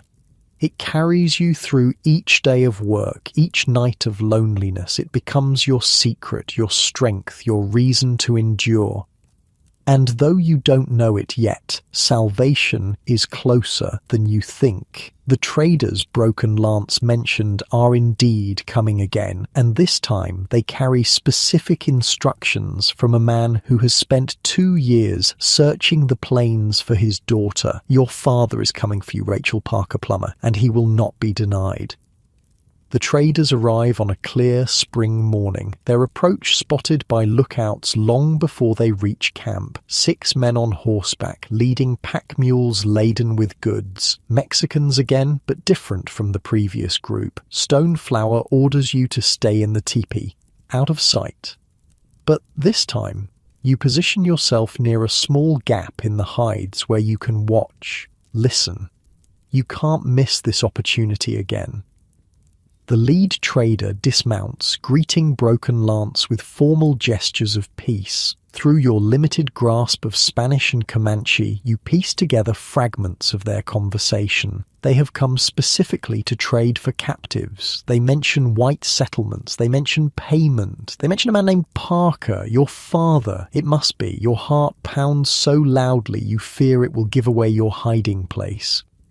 The trading begins as before, knives, pots, cloth, tobacco laid out for inspection, but this is merely preliminary, you sense. The real negotiation hasn't started yet. As the day progresses, you grow increasingly anxious. What if Broken Lance refuses again? What if he suspects a trap? What if you're so close to freedom but remain just out of reach? Stoneflower enters the teepee at midday, bringing food. Her face is unreadable as always, but something in her movements suggests tension. "Are they here for me?" you ask directly. She doesn't answer immediately, busying herself with rearranging items in the teepee. Finally, she turns to you. "Yes," she says simply. "Will Broken Lance sell me to them?" Stoneflower sighs, a rare display of emotion. "It is being discussed." "Please," you say, reaching for her hand. She allows the contact. Another surprise. "Please, help me. I have children to find." For a long moment, she studies your face. Then, "I was once like you, a captive who had lost everything. Now I am Comanche." She pauses. "But I have not forgotten what it is to be a mother seeking her children. It's as close to an alliance as you're likely to get." You squeeze her hand in gratitude. "Stay here," she says, pulling away. "I will speak with my husband." The afternoon stretches endlessly. You pace the small confines of the teepee, straining to hear the negotiations outside. Voices rise and fall, Broken Lance's commanding tone, the trader's persistent replies, other warriors joining the discussion, offering opinions. The light outside shifts. Shadows lengthening. They've been talking for hours. What could be taking so long? Finally, the tippy flap opens. Stoneflower enters, followed by Broken Lance and the lead trader, a weathered man with a thick mustache and calculating eyes. "This is she?" the trader asks in accented English, looking you over. Stoneflower nods. The trader steps closer, examining you as one might examine livestock at auction. "Your name? Rachel Plummer?" "Yes," you whisper, hardly daring to hope. He nods, apparently satisfied, and turns back to Broken Lance. They exchange a few more words in Comanche, then the trader leaves, and you're alone with Broken Lance and Stoneflower. What happens now, you ask, looking between them. Stoneflower translates your question for her husband. He responds at length, his expression stern. Broken Lance says you will go with the Mexicans tomorrow, Stoneflower tells you. They have paid a good price, horses, rifles, many blankets. Relief floods through you, so powerful it nearly brings you to your knees. Freedom. After almost 2 years in captivity, freedom. But then reality crashes back. Your sons, James Pratt with Yellow Wolf's band, little Luther with Walking Wolf's people. "My children," you say urgently. "I can't leave without my sons." Stoneflower translates again. Broken Lance's response is immediate, forceful. From his tone alone, you know the answer before Stoneflower speaks. "No," she says, "the boys are not part of this trade. They belong to other bands." "Then I won't go," you declare, though you know it's an empty threat. Captives don't choose their fate. "Tell him I won't leave without my children." Stoneflower doesn't need to translate your defiance. Broken Lance understands from your tone. His face darkens. He says something sharp to his wife, then exits the teepee abruptly. Foolish, Stoneflower hisses once he's gone. You want him to cancel the trade? To keep you here until you die? I want my sons. They are gone, she says with brutal finality. The younger one is being raised as Comanche. The older one too by now. They have forgotten you. The words cut deeper than any knife. They can't have forgotten. They're just babies.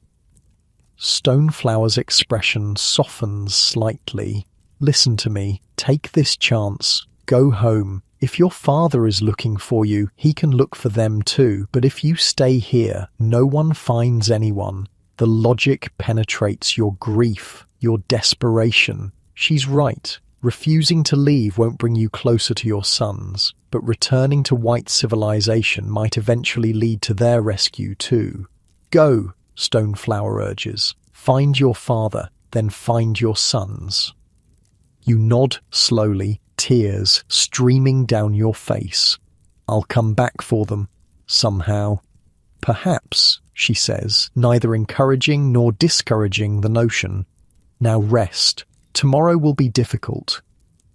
Sleep is impossible. You lie awake all night, mind racing with conflicting emotions, joy at the prospect of freedom, anguish at leaving without your children, fear of what awaits you beyond Comanche territory. Will Luther remember you if you ever find him again?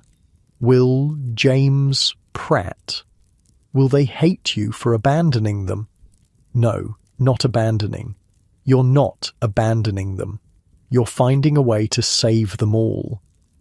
Dawn breaks. Camp stirs to life around you. Stoneflower enters the teepee with a bundle of items. Your old dress, carefully preserved since your capture, though now faded and worn. A pair of moccasins, better than the ones you currently wear. A small pouch of pemmican for the journey. Put these on, she instructs, handing you the dress. The traders expect a white woman, not a Comanche.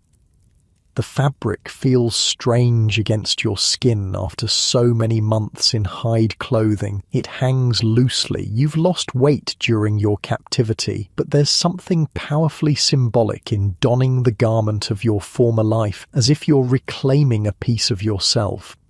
Stoneflower watches you dress, her expression unreadable, as always, but when you finish, she does something unexpected. She takes a small object from her own medicine pouch and presses it into your palm, a smooth stone, dark red, worn by water into a perfect oval. For protection, she says simply.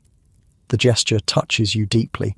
After all the hardship, all the cruelty, this small kindness feels monumental. Thank you, you whisper, for everything. Stoneflower nods once, acknowledging but not encouraging this moment of connection. Come, they are waiting. Outside, the camp has gathered to witness your departure. The traders stand with their horses, packs now lighter after trading their goods. Broken Lance and other warriors form a circle, faces impassive. You scan the crowd, looking for the young warrior who told you about James Pratt. He stands at the back, barely visible. When your eyes meet, he touches the crucifix at his neck, a reminder perhaps of his unexpected kindness. The lead trader gestures for you to approach. 2 of his men help you mount a mule. An awkward, shameful process in front of so many watching eyes. Your legs, accustomed to walking or riding bareback, struggle with the unfamiliar saddle. Broken Lance steps forward, says something brief to the trader. A final warning, a blessing, you can't tell. Then his eyes meet yours, and he nods once. Acknowledgement of your departure, nothing more. Stoneflower stands beside him, her face a careful blank. But as the traders begin to move out, she raises her hand in a small gesture that might be farewell. The camp recedes behind you. The life you've known for nearly 2 years, the hardship, the work, the rare moments of connection, falls away with each step of your mount. You don't look back, can't bear to. Instead, you face forward toward whatever lies ahead, toward the possibility of finding your father, your sons, your way home. The traders are not particularly kind, but neither are they cruel. They treat you with detached efficiency, providing food and water, helping you on and off the mule when needed, but otherwise ignoring you. They speak Spanish among themselves, occasionally lapsing into broken English when addressing you. "Where are we going?" you ask the leader on the first night as they make camp beside a small creek. "Santa Fe," he replies. "Man there pay us for you." "My father." He shrugs. "Don't know. American man. Very rich, very angry. Rich doesn't sound like your father, but angry, yes, that fits. James Parker would move heaven and earth to find his daughter." The journey to Santa Fe takes 17 days. 17 days of slow travel across the plains through terrain that gradually changes from rolling grasslands to more rugged, arid landscape. 17 days of uncertainty, of hope mingled with fear, of grief for your sons, warring with relief at your own escape. Your body, accustomed to Comanche life, struggles with the new routine. The saddle chafes. The trader's food, heavy on beans and corn tortillas, upsets your stomach after months of a primarily meat diet. The rhythm of travel is different, slower, more structured than the Comanche way. But you adapt, as you've learned to adapt to everything. You watch the terrain, memorizing landmarks, noting the direction of travel, south, then west, away from the Comanche lands, away from your sons, but perhaps toward eventual rescue for all of you. On the 11th day, you see something that makes your breath catch. A white settlement in the distance, small cabins, fenced fields, smoke rising from chimneys, civilization. But the traders bypass it, continuing west. When you ask why, the leader merely shrugs. Not safe. Apaches. The mention of Apaches sends a shiver through you. You've heard stories from the Comanche about their traditional enemies, supposedly even more brutal to captives than the Comanche themselves. On the 14th day, you cross paths with another group of travelers, Mexican soldiers escorting a wagon train. The traders exchange news with them in rapid Spanish. You catch mentions of war, of Texas, of politics beyond your understanding. The soldiers stare at you with undisguised curiosity. A white woman with sun-browned skin in a faded dress and moccasins, her hair braided in the Comanche style. A curiosity, an anomaly, neither fully white nor Indian. You stare back, unashamed. Their judgment means nothing to you after all you've endured. On the 17th day, Santa Fe appears on the horizon, a sprawling adobe town nestled against mountains. The sight of so many buildings, so many people after years in the wilderness is overwhelming. Your heart races, your palms sweat. What awaits you here? The traders lead you through dusty streets, past staring townspeople, to a large house on the outskirts of town. A servant greets them in Spanish, ushers all of you into a courtyard where a woman waits, middle-aged, well-dressed, with a kind face and watchful eyes. "Welcome," she says in English, approaching you while the traders hang back. "I am Mrs. Donahoe. My husband and I have arranged for your ransom."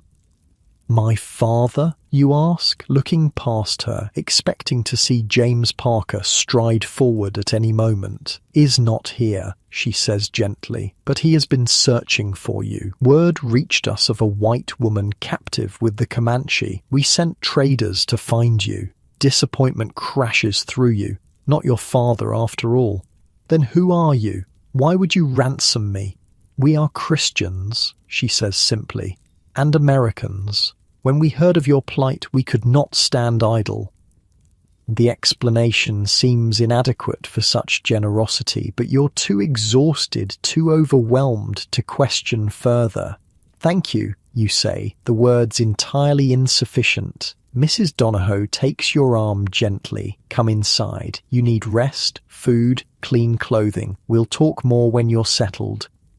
The next hours pass in a blur. A bath, your first in 2 years, in a proper tub with soap and hot water, clean clothes that fit properly, a meal of beef stew and fresh bread that tastes so rich you can barely finish half before your stomach rebels, a real bed with a mattress, sheets, pillows, luxury beyond imagining after your captivity.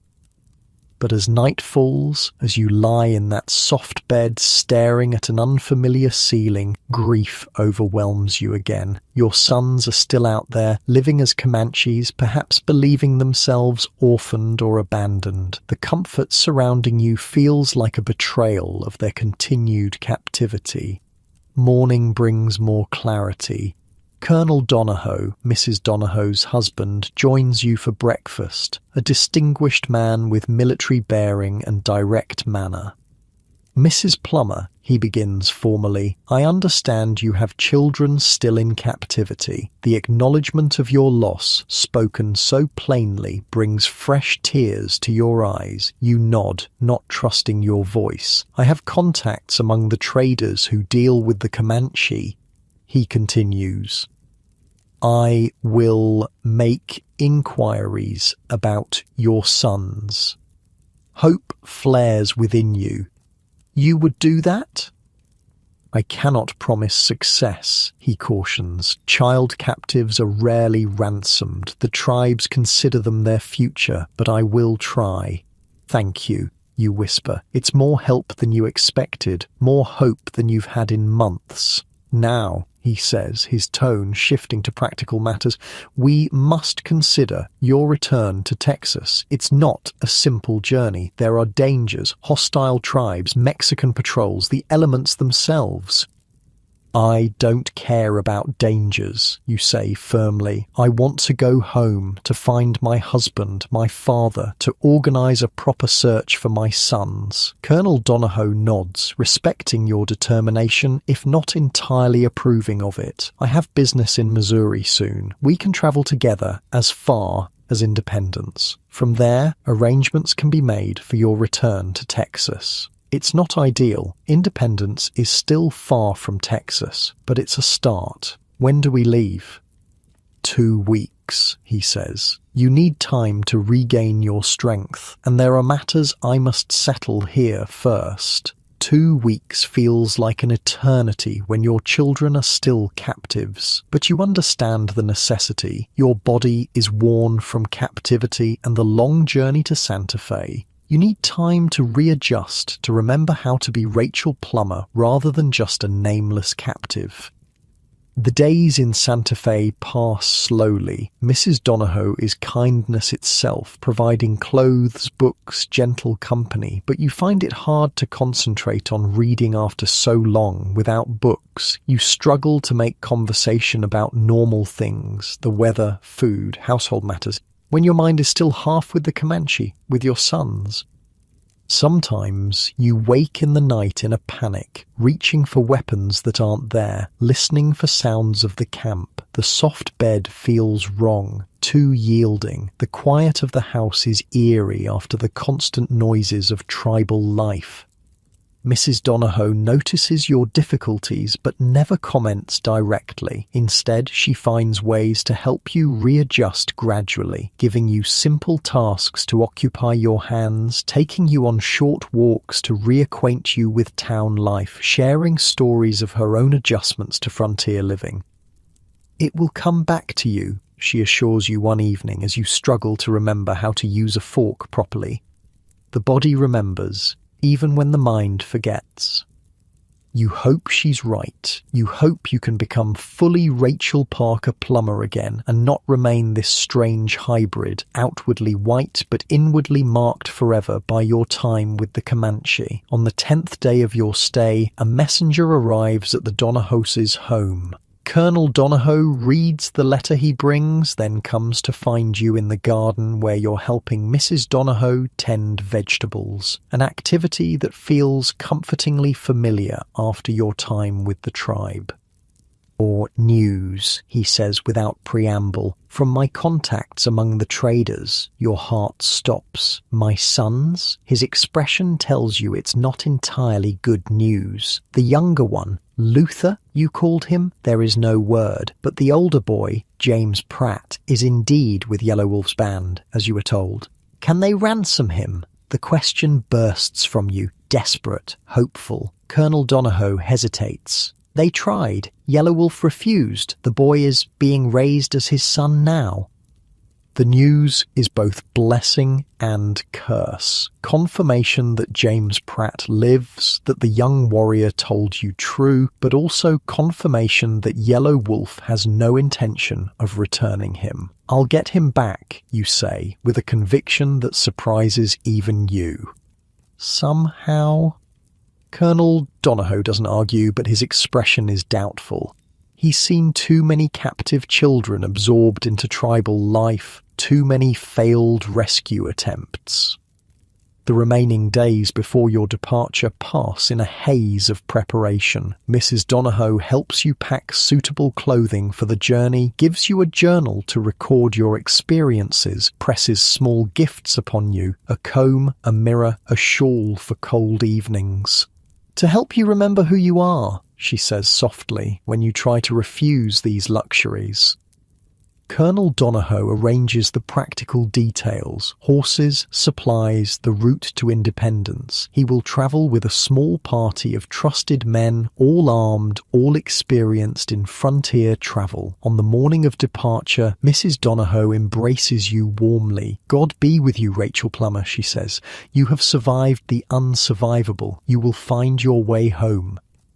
You cling to her briefly, this kind woman who rescued you from captivity, who treated you with dignity when you'd forgotten what that felt like. Thank you, you whisper, for everything.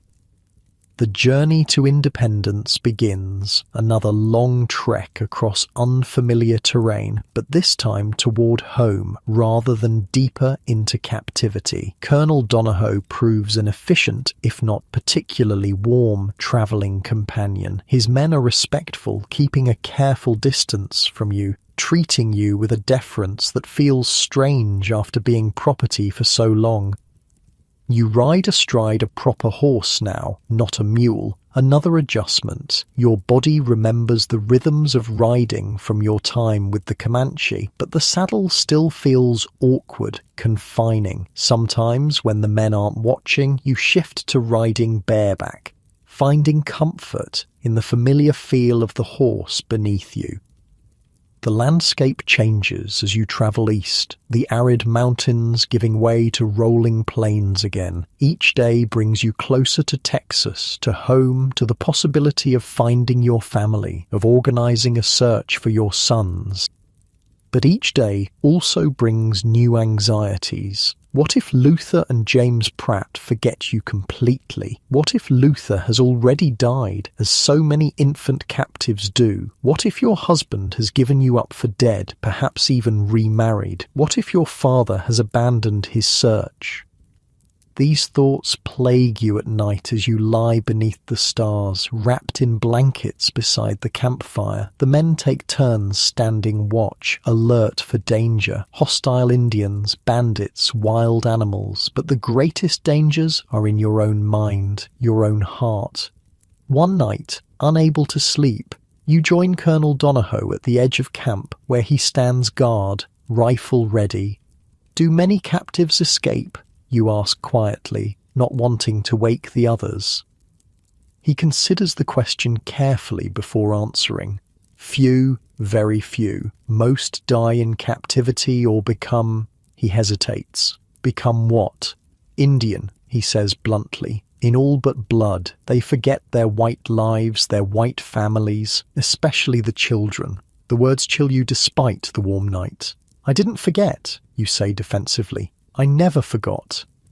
You're unusual, he acknowledges. Most break under such conditions, but you were only captive for 2 years and you were grown with formed memories. Children, he shrugs. Children adapt. They survive by becoming what their captors want them to be. The truth of his words cuts deep. James Pratt was only a toddler when taken. Luther, just an infant. How much will they remember of you, of their true heritage? I won't give up on them, you say stubbornly. Colonel Donohoe nods, neither encouraging nor discouraging. Get some sleep, Mrs. Plummer. Tomorrow is another long day. The journey continues, across Missouri Territory, into more settled lands. You pass small homesteads, occasional trading posts. Civilization slowly reasserts itself around you. At each stop, Colonel Donohoe makes inquiries about conditions in Texas, about routes south, about your family. News is scarce, often outdated, but you piece together fragments. Texas is now a republic, independent from Mexico. There have been more Comanche raids. Some captives have been recovered. Others lost forever. Nothing specific about your family, though. No word of James Parker's search for you, of Luther Plummer's fate. You exist in a strange limbo, no longer captive but not yet truly free, not until you know what awaits you in Texas. Independence, when you finally reach it, is a shock to your system. A proper town with streets, shops, churches, schools, people everywhere, more than you've seen in one place since before your captivity. The noise, the smells, the constant motion overwhelm your senses. Colonel Donohoe takes you to a respectable boarding house run by a widow, arranges for your stay. I have business here for several weeks, he explains. Then I must return to Santa Fe, but I'll help you find passage to Texas before I leave. You thank him, though the prospect of waiting weeks more is agonizing. Every day is another day your sons spend as captives, another day they forget you a little more. The widow who runs the boarding house is curious about you, your story. Word spreads quickly in a small town like Independence. A woman ransomed from the Comanche, a mother separated from her children. People stare when you walk down the street. Some whisper behind their hands. Others approach directly, asking invasive questions about your captivity, your survival. You answer politely but briefly, sharing only what you must. These strangers don't deserve the intimate details of your suffering, your loss. Those belong to you alone. In the boarding house's small parlour one evening, you find a Bible, the first you've seen in 2 years. You open it with trembling hands, the familiar words both comfort and pain. How many times during your captivity did you recite verses from memory, clinging to this connection to your past, your faith? Your finger traces familiar passages. Yea, though I walk through the valley of the shadow of death, I will fear no evil. You have walked through that valley. You have survived. Now the journey continues, toward home, toward family, toward the sons who may be lost to you forever, but whom you will never stop seeking, because you are Rachel Parker Plummer and your story is far from over. Independence, Missouri becomes your temporary home as autumn arrives. The leaves turn gold and red, the air grows crisp, and still you wait for passage to Texas. Colonel Donohoe has been true to his word, making inquiries about transport south, but safe routes are scarce in these uncertain times. The situation is complicated, he explains one evening, visiting you at the boarding house. Mexico does not recognize Texas independence. There are patrols, military movements, and the Comanche raids continue along the borders. You've grown accustomed to the widow's boarding house, to the small room with its narrow bed and faded wallpaper, to the routine of meals with other boarders, travelling salesmen, a school teacher, a minister and his wife, to the whispers that follow you in town, the sidelong glances, the occasional boldly asked question about your time with the savages. You answer politely, revealing little. How could these well-meaning townspeople possibly understand what you've lived through? How the Comanche world becomes its own reality when you're immersed in it day after day? How you can both hate your captors and recognize their humanity?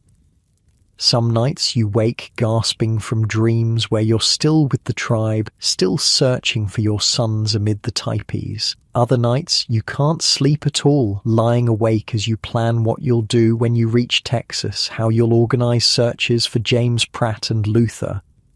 During the day, you write in the journal Mrs. Donahoe gave you, recording everything you can remember about your captivity, about the Comanche way of life, about what happened at Parker's Fort. The writing is painful but necessary. Your testimony may help others, may help locate other captives, may prevent future attacks. You write of Walking Wolf, of Nahima, of Stoneflower and Broken Lance, of the young warrior with the crucifix who told you about James Pratt, of daily life in the camps, the food, the customs, the beliefs, of small kindnesses amid the cruelty, of everything you learned to survive. Some pages are stained with tears, those where you write of your sons, of James Pratt's laugh, his chubby hands reaching for you, of little Luther nursing at your breast, his tiny fingers curling around yours, of the agony of separation. The widow who runs the boarding house, Mrs. Simmons, becomes something of a friend. She brings you extra blankets on cold nights, saves the best portions at meals, defends you from the more intrusive questions of other boarders. She lost a son to fever years ago, she tells you, and something in your grief calls to hers. You'll find them, she says one evening as you sit together by the fire, darning socks, a domestic task that feels both foreign and familiar after your time with the Comanche. I believe that with all my heart. You appreciate her kindness, her faith, even if you can't fully share it. The odds are against you and you know it, but you nod and smile, not wanting to dampen her hopeful spirit. October turns to November. The first snow falls, dusting Independence in white. Colonel Donahoe brings news at last. A wagon train heading to Texas, willing to take you along. Merchants mostly, with a small armed escort. Not ideal, but safer than travelling alone. They leave in 3 days, he tells you. Be ready. You pack your few possessions, the clothes Mrs. Donahoe gave you, your journal, the red stone from Stoneflower that you keep as a strange talisman. Mrs. Simmons contributes a warm shawl, food for the journey, a letter of introduction to her cousin in Houston, should you pass that way. The night before departure, Colonel Donahoe visits one last time, bringing an unexpected gift. A small pistol, easily concealed in a pocket or sleeve. For protection, he says gruffly. The journey isn't without risk. You take the weapon, surprised by its weight in your palm. I don't know how to use this. He shows you how to load, aim, fire. Your hands shake slightly. You've never been comfortable with guns, even before your captivity. But frontier life has taught you hard lessons about vulnerability, about the need for defense. Thank you, you say, tucking the pistol into your bag. For everything. I wouldn't be here without your help. Colonel Donahoe nods awkwardly, uncomfortable with gratitude. I've written to contacts in Texas, he says. People who might help you find your family, your sons. The letters are in your bag. This final kindness nearly breaks you. You've been so focused on simply getting home that you've scarcely allowed yourself to think beyond that, to the practical challenges of finding your family, organizing searches for your sons. These letters might make all the difference. God bless you, Colonel, you say softly. He clears his throat, nods again, and takes his leave with a formal bow. You will likely never see him again, this stern man who helped rescue you from captivity. Another person to remember in your prayers. Dawn breaks cold and clear on departure day. The wagon train assembles at the edge of town. 10 wagons loaded with goods, 20 men armed with rifles, 3 women besides yourself making the journey. Merchants' wives, you learn, returning to Texas after visiting family in the East. They eye you curiously but kindly as you join them in the back of a wagon. News of your history has preceded you, of course. Nothing stays secret in a small town like Independence. Mrs. Plummer, one introduces herself, a plump, motherly woman with kind eyes. I'm Abigail Watson, this is Mary Green and her daughter Sarah. We're pleased to have your company. You nod politely, introduce yourself properly. The formality feels strange after so long among the Comanche, where introductions are minimal and status determined by action rather than words. The wagons roll out of Independence as the sun clears the horizon. You don't look back. Your gaze is fixed southward, toward Texas, toward home, toward whatever remains of your former life. The journey is slow, the wagons heavy with goods, the roads sometimes little more than rutted tracks through wilderness, but it's progress, each day bringing you closer to your destination. The women are kind, including you in their conversations, their meals, their evening prayers around the fire. You share some details of your captivity when they ask, but not the worst parts, not the beatings, the starvation, the taking of your sons. Those wounds are still too raw. Abigail Watson has a particular gentleness about her. She notices when you withdraw into silence, when memories overwhelm you. She doesn't press, just offers quiet company, a hand on your shoulder, a cup of tea made from leaves she's brought from Independence. My brother was taken by Indians when I was a girl, she tells you one evening as you sit together by the fire. Shawnee, not Comanche, he was only 9. Did he come back, you ask, hope flaring despite yourself? She shakes her head slowly. No, we searched for years. My father nearly drove himself mad looking. We never found him. She pauses, staring into the flames. But sometimes I like to imagine he survived, that he made a life among them, that he found some kind of happiness. It's meant as comfort, you know, the idea that captives can adapt, can survive, can perhaps even thrive in their new lives, but it cuts in 2 directions. If your sons adapt too well, they may never want to return, even if found. The wagon train moves steadily southward, crossing into Indian territory. Everyone grows more watchful here, the men keeping rifles close at hand, guards posted each night. This is contested land, claimed by multiple tribes, frequented by bandits and deserters. You find yourself scanning the horizon constantly, alert for signs of Comanche presence, not out of fear exactly, but a strange, complex longing. What if Walking Wolf's band is nearby? What if Luther is just beyond that next ridge? The odds are astronomical, you know, but still you look. One night, you dream of Stone Flower. She stands at the edge of camp, watching you with those inscrutable eyes. Go home, white woman, she says in your dream, but remember what you learned with us. You wake with tears on your cheeks, the red stone clutched in your hand. What did you learn with the Comanche? To survive, to endure, to find strength in the darkest places. Lessons paid for dearly, but yours forever now.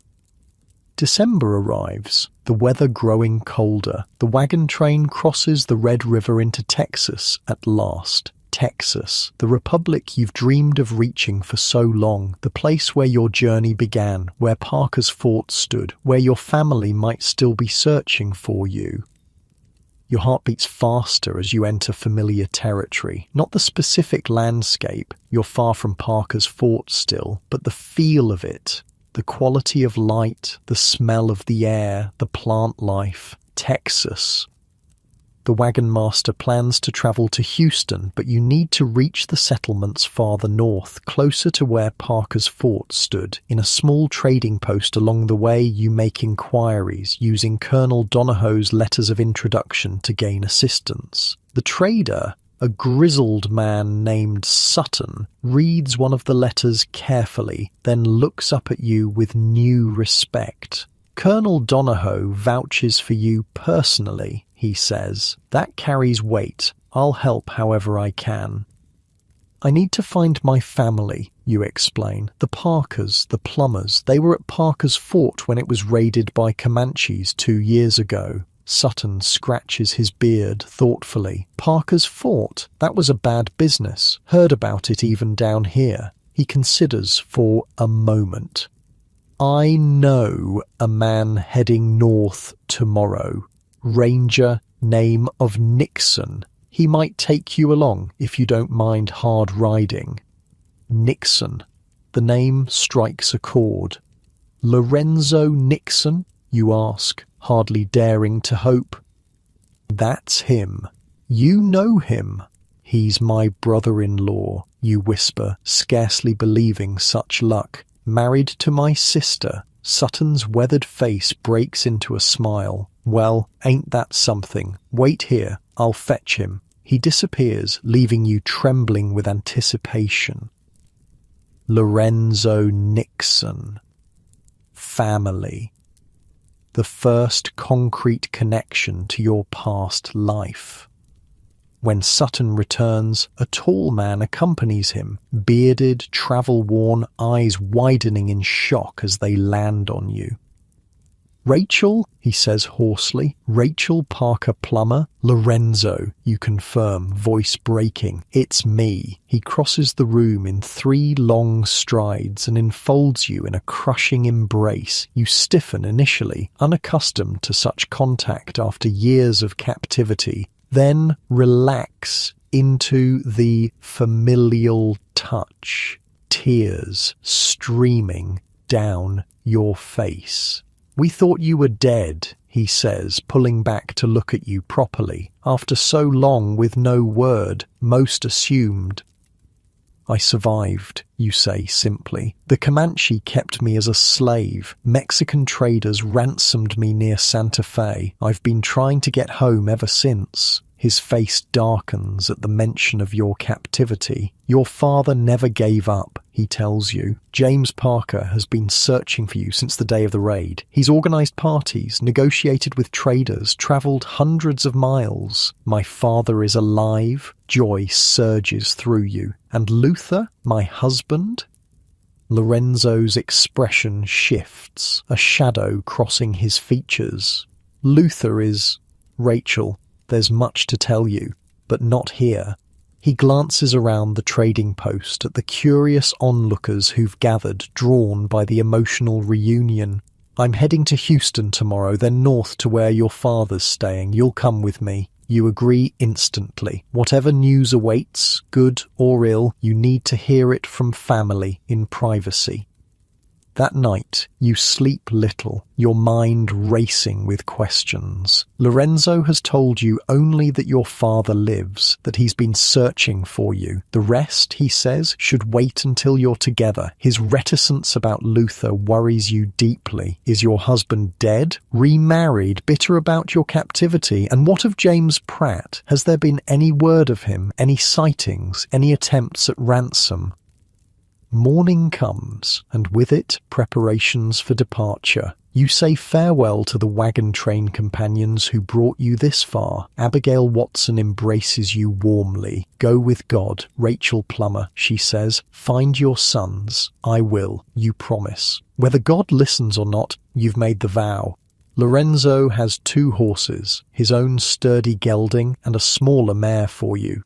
Can you ride? He asks, eyeing you with concern. It's a hard journey.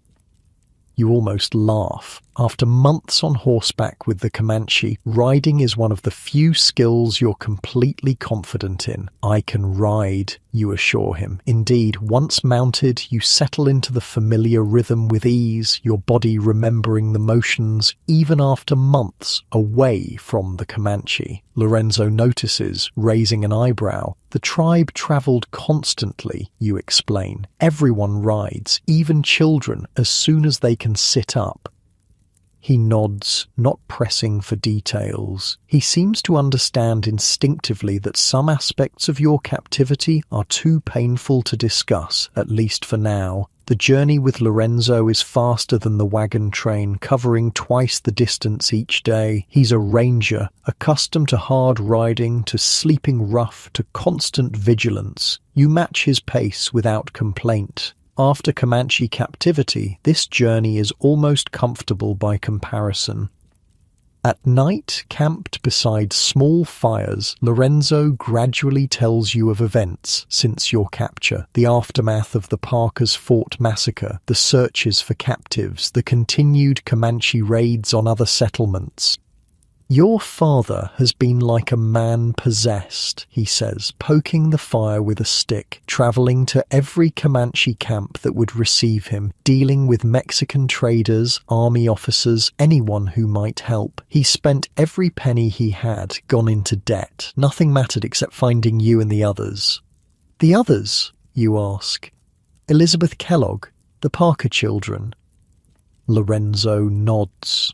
Elizabeth was ransomed fairly quickly. She's safe, living near Nacogdoches now. He hesitates. Cynthia Ann and John Parker are still with the Comanche. No one's been able to locate them specifically. And my sons, James Pratt, Luther? Lorenzo's face grows solemn. Rachel, he begins, then stops, seeming to search for words. There have been reports, rumours of a white child with Yellow Wolf's band. Your father believes it's James Pratt. He's tried to negotiate, but so far without success. This confirms what you already knew from the young warrior, from Colonel Donahoe's contacts. James Pratt lives, but remains captive. And Luther, my husband? You press, needing to know, dreading the answer. Lorenzo stares into the fire for a long moment before answering. Luther searched for you for months after the raid, he says finally. He joined every expedition, followed every lead, but after a year with no word, he pauses, steeling himself. The fever took him, Rachel, last summer. The words hit like a physical blow. Luther, gone. Your husband, who loved you, who fathered your sons, who searched for you until illness claimed him, gone.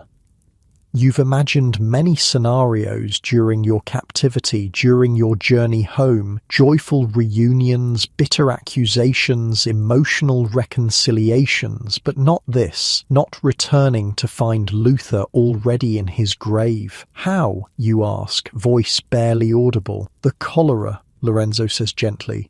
It swept through the settlements. Many died. Luther had worn himself down with searching, with worry. He didn't have the strength to fight it. You nod, numb, another loss to absorb, another grief to carry. It seems endless, the toll of the frontier, of the Comanche raids, of captivity. I'm sorry, Rachel, Lorenzo says, awkwardly patting your shoulder. He was a good man. He loved you. I know. You whisper, and you do know. Despite your years apart, despite all that's happened, you remember Luther's love, his goodness, his devotion to you and James Pratt. That, at least, the Comanche couldn't take from you. The journey continues northward. Days pass in a blur of riding, camping, more riding. The landscape grows more familiar as you approach the region where Parker's Fort once stood. Not that you'll return there. Lorenzo has explained that your father now stays with relatives near the Brazos River. But the territory itself sparks memories. Here, a creek where you once washed clothes. There, a stand of trees where Luther cut wood for the fort. Everywhere, echoes of your former life. One afternoon, riding through a stretch of prairie dotted with wildflowers, Lorenzo points to the horizon. There, he says, that's Harris Creek. Your father's staying with the Frosts just beyond that ridge. Your heart pounds as you crest the hill and see the homestead below. A sturdy cabin. Fields newly planted, smoke rising from the chimney. Home. Not your home, specifically, but a home where your father waits, where family awaits. Lorenzo fires his rifle into the air, a common signal of approach on the frontier, alerting the household to visitors without causing alarm. Almost immediately, figures emerge from the cabin, shading their eyes, looking toward you. One man steps forward, tall and straight despite his years. Even at this distance, you'd know him anywhere. "Father," you whisper. You spur your horse forward, no longer caring about proper pace or caution. Lorenzo calls something after you, but you don't hear, don't care. All that matters is closing the distance between you and James Parker, your father, the man who never stopped searching for you. As you draw closer, you can see his face, aged beyond his years, lined with grief and determination, eyes widening in disbelief as he recognizes you. "Rachel," he calls, voice breaking. "My God, Rachel!" You dismount before your horse fully stops, nearly falling in your haste, and then you're running toward him as he runs toward you, colliding in an embrace so fierce it knocks the breath from your lungs. "Rachel," he sobs, holding you as if afraid you'll vanish. "My daughter, my Rachel." You cling to him, unable to speak through your tears. After everything, the raid, the captivity, the long journey home, you're here in your father's arms. Not everything is restored, not everyone is found, but this, at least, this moment of reunion is real. More people gather around. Your sister Martha, Lorenzo's wife, weeping with joy, cousins you barely remember, neighbors who've heard stories of the captive daughter, all watching in wonder as James Parker holds his lost child returned from the dead. "I knew," he says fiercely, still clutching you. "I knew you were alive. Everyone said to give up hope, but I knew. I'm home, Father," you manage through your tears. "I'm home."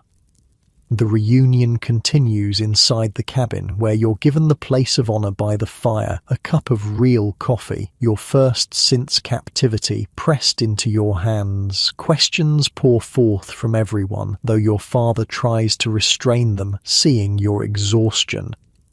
"Let her rest," he insists. "There'll be time for everything." But there's one question you can't wait to ask, one that burns in your throat, demanding answer. "Father," you say when there's a momentary lull, "my sons, James Pratt and Luther, the baby born in captivity, have you heard anything? Any word at all?" James Parker exchanges glances with Lorenzo, with Martha. A silent communication passes between them. "I've heard rumors," your father says carefully, "of a white child with yellow wolf's band. I believe it's James Pratt, though I haven't seen him myself." "It is," you confirm. "A young warrior told me, and Colonel Donahoe's contacts confirmed it." Hope flares in your father's eyes. "You've had direct word? Recently?" "Last spring," you say. "Yellow Wolf calls him Little Antelope now, but he lives." Your father nods, absorbing this. "And the other? The baby?" "Taken from me when he was 6 months old," you say, voice catching. "Given to Walking Wolf's people to raise. I don't know if he still lives." James Parker reaches for your hand, squeezes it hard. "We'll find them, Rachel, both of them. Now that you're home, now that we know where to look, we'll find them." You want to believe him, need to believe him. But the frontier is vast, the Comanche bands, numerous and mobile, the chances of recovery slim. You've seen how the tribes treasure their child captives, how quickly the little ones adapt to new lives. "Lorenzo told me about Luther," you say softly, "about the cholera." Your father's face creases with sympathy. "I'm sorry, daughter. He was a good man. He never stopped looking for you, never lost faith." "I know. The grief is still too new, too raw to fully process. You'll mourn Luther properly later. For now, there's too much happening, too many emotions competing for space in your heart." The the conversation turns to practicalities, where you'll stay, what you'll do now, how to proceed with searching for your sons. Your father has plans already, connections with traders who regularly deal with Yellow Wolf's band, possibilities for negotiation, for ransom. As evening falls, as the cabin grows dim except for firelight, your father finally asks the question others have been too afraid to voice. "Oh, Rachel," he says gently, "what happened to you with the Comanche? We need to know to understand what we're facing with the boys."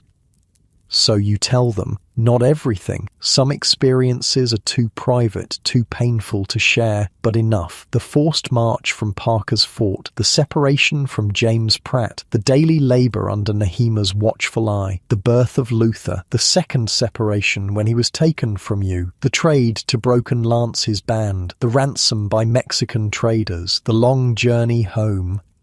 They listen in silence, faces grave, sometimes tears flowing freely. Martha clutches her husband's hand so tightly her knuckles turn white. Your father's expression shifts between rage, grief, and fierce pride in your survival. When you finish, exhausted by the telling, he embraces you again. "You are the bravest person I know," he says, voice rough with emotion. "To endure all that and still come home to us. I had to," you say simply, "for my sons." That night, sleeping in a real bed in your sister's cabin, you dream not of the Comanche for once, but of Luther, your husband, not your son. He stands at the edge of a field, smiling at you as he did before the raid, before captivity, before death claimed him. "I waited as long as I could, Rachel," he says in the dream. "I'm sorry. I couldn't wait longer." You wake with tears on your face, but a strange peace in your heart. Luther is gone, but he loved you until the end. That's something to hold on to, a truth that can't be taken away. The days that follow establish a new routine. You stay with Martha and Lorenzo, helping with household tasks, relearning the rhythms of settler life. Your father visits daily, bringing news of his continuing efforts to locate your sons, to arrange ransoms. You write more in your journal, filling pages with details that might help in the search, that might prevent other raids, other captivities. The writing becomes a form of healing, a way to process all you've endured.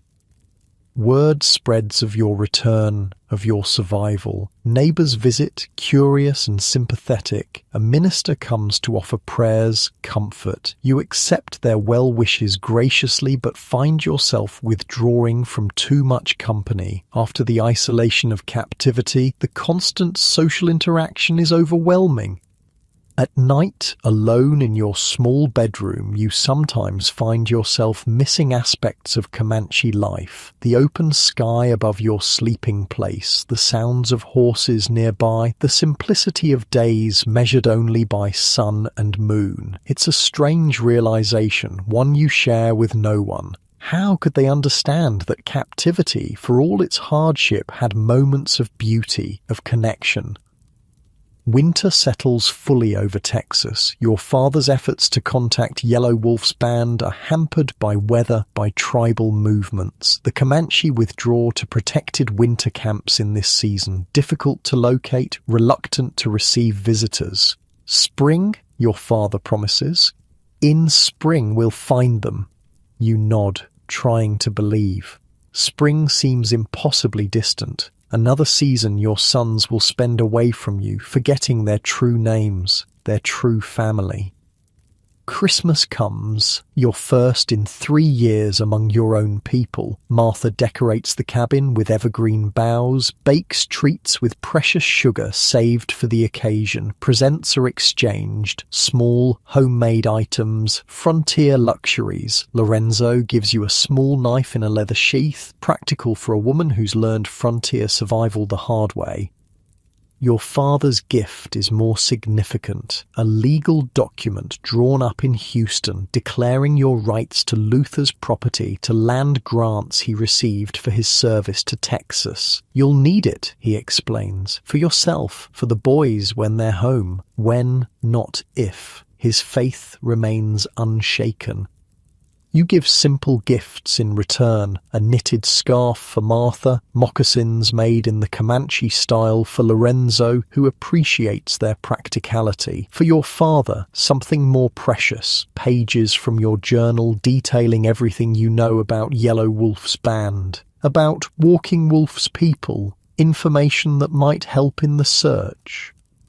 He reads them immediately, hungrily, his eyes filling with tears at certain passages. This is invaluable, Rachel, he says. With this, we have a real chance. New Year dawns, 1839. A new year, a new beginning. You stand outside Martha's cabin as the first light breaks over the horizon, breathing the cold, clean air, feeling strangely hopeful despite everything.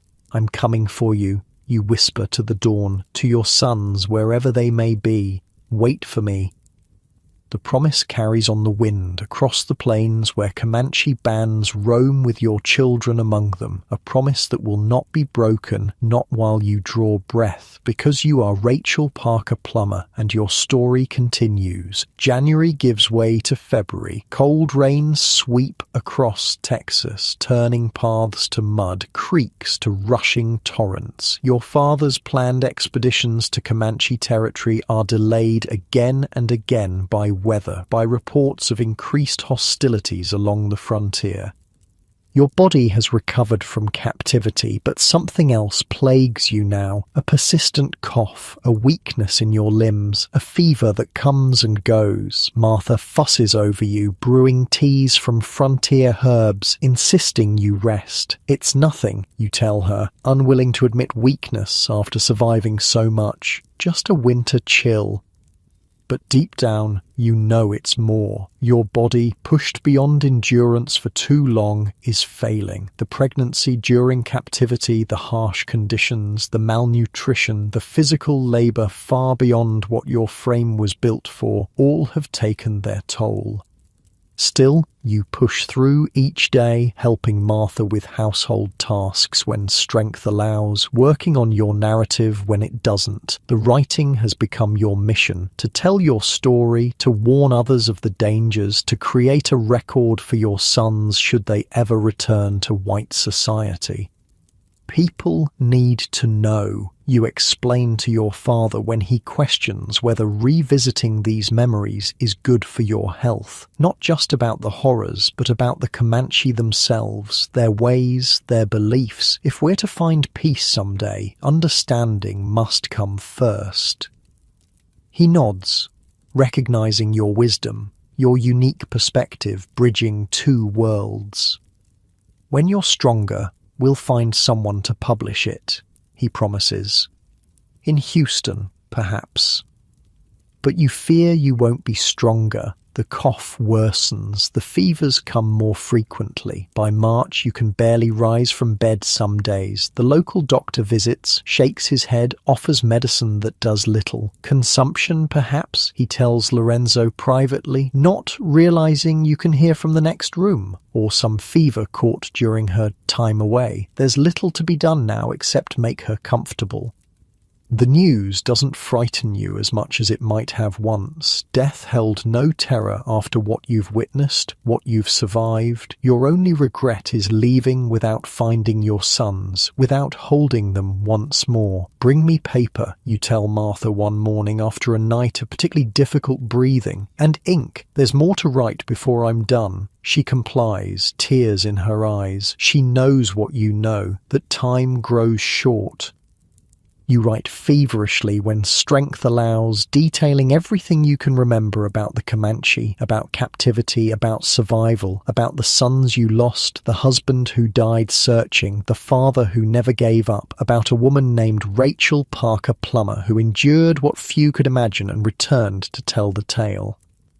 "This will be my legacy," you tell your father when he visits, finding you propped up in bed, papers scattered around you. "When I'm gone, this will remain for James Pratt, for Luther, for others who might be taken." "Don't talk that way," he protests. "Spring is coming. You'll regain your strength. We'll find the boys together." But his eyes betray him. He sees the truth your wasting body reveals. March becomes April. The weather warms, trees bud, wildflowers carpet the fields. Through your bedroom window, you watch the world renew itself, even as your own life ebbs. Your manuscript is complete. Lorenzo, using connections from his Ranger days, arranges for a printer in Houston to publish it. Rachel Plummer's narrative of 21 months' servitude as a prisoner among the Comanche Indians. The first such account published in the Republic of Texas, the printer writes proudly, a document of significant historical importance. You smile weakly when your father reads this letter aloud. Historical importance, as if your suffering, your loss, your survival was for the benefit of history rather than the desperate fight of a woman to return to her children, her home. But perhaps it serves both purposes. Perhaps your story will help others understand the frontier, the clash of cultures, the human cost of expansion. Perhaps it will help future captives survive, future settlers prepare, future negotiators find common ground. On January 4th, 1839, you give birth to a third child, a son, healthy and strong despite your weakening condition. You name him Wilson. Martha helps care for him, her own children doting on their new cousin. He becomes your focus, your joy in these final days. A child you can hold, can love, can watch grow, even if only for a short while. But childbirth has depleted your already fragile health. By March, you can no longer leave your bed. The cough has worsened, each breath a struggle. The doctor visits daily now, his face grave, his remedies exhausted. Your father sits with you through long nights, holding your hand as you drift between consciousness and fevered dreams. Sometimes in those dreams you see your sons, James Pratt riding a pony with Comanche skill, Luther learning to use a small bow, both growing strong in their adopted culture. You pray these visions are true, that they are thriving, even if not with you. Martha cares for little Wilson, bringing him to you when you're awake enough to hold him, to whisper promises of love, to memorize his tiny features. He has Luther's eyes, your mother's chin, a perfect blending of all who came before. On March 19th, 1839, as spring rain taps gently on the roof, you call your family to your bedside. Your father, Martha and Lorenzo, their children, the neighbors who've shown kindness. Even in your weakened state, you have things that must be said. "My narrative," you begin, voice barely above a whisper. "Make sure it's published. Make sure it survives." "It will," your father promises. "The printer has already begun the work." "And search for my sons," you continue, fixing your gaze on his. "Don't give up no matter how long it takes." "Never," he vows, tears streaming unchecked down his weathered face, "until my dying breath." "Tell them about me," you say, thinking of James Pratt, of Luther, of the possibility that someday they might return to their white heritage, might read your words, might understand the mother who never stopped loving them. Tell them I came back for them, that I tried. "They'll know fair," Martha sobs, clutching your hand. "They'll know, Rachel. Your last request is for little Wilson, the son who will survive you by only 2 days, though you cannot know this. Raise him to be strong," you whisper to Martha, "to be kind, to know his brothers if they're found." She nods, unable to speak through her tears. With your affairs settled, your legacy secured, you close your eyes. The pain that has been your constant companion these past months fades. Breathing becomes easier, then unnecessary. Darkness envelops you, then light. And Rachel Parker Plummer, Age 20, captive, survivor, mother, passes from this world to whatever lies beyond. The story should end here, but legacies continue long after life ends. Your narrative is published, becoming the first account of Indian captivity printed in the Republic of Texas. It spreads throughout the settlements, is reprinted in newspapers, discussed around evening fires. People read of your suffering, your courage, your endurance with horror and admiration.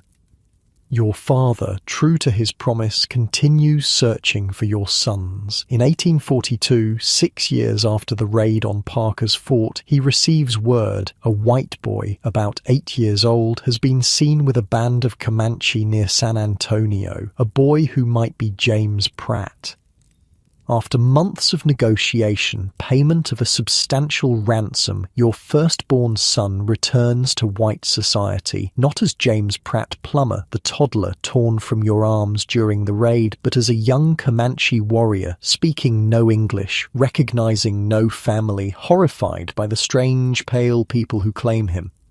Your father writes of the reunion. The boy's eyes held no recognition, no memory of his former life. He fought like a wildcat when separated from his Indian family, refusing food, attempting escape at every opportunity. It was many months before he would even speak to us in English, which he had to relearn like a foreign tongue.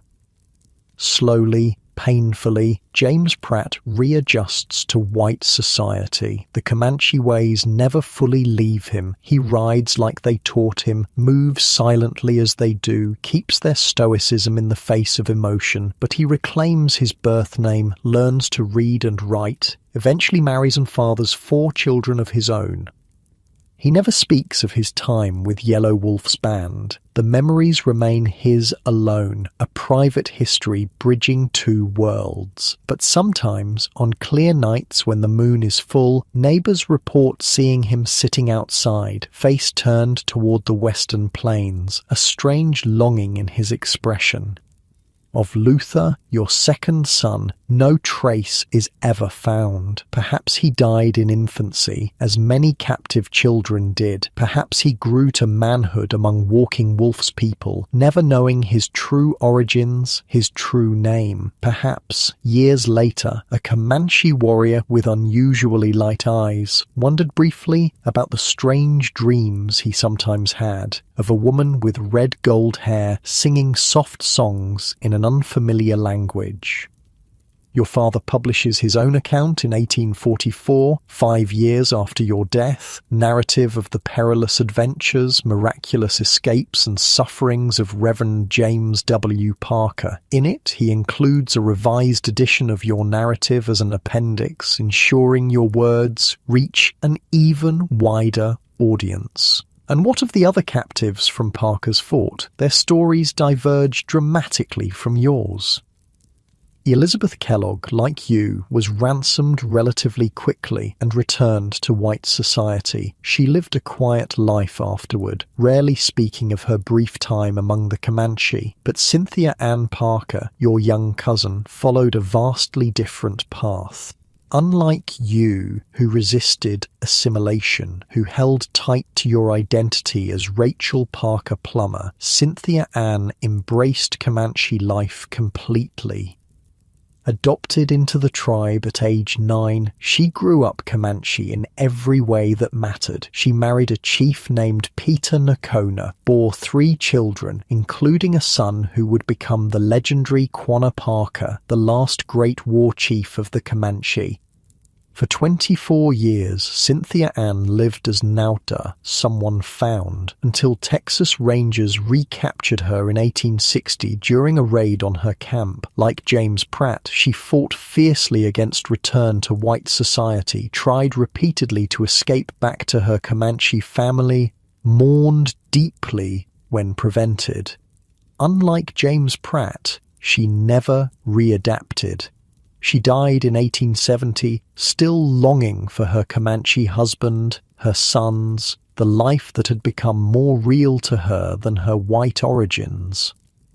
Her son, Quanah, born of two worlds, would eventually become the bridge between them, leading his people through the difficult transition to reservation life while maintaining connections with white society, including his mother's family, a living legacy of the complex, often tragic interactions between settlers and Comanche.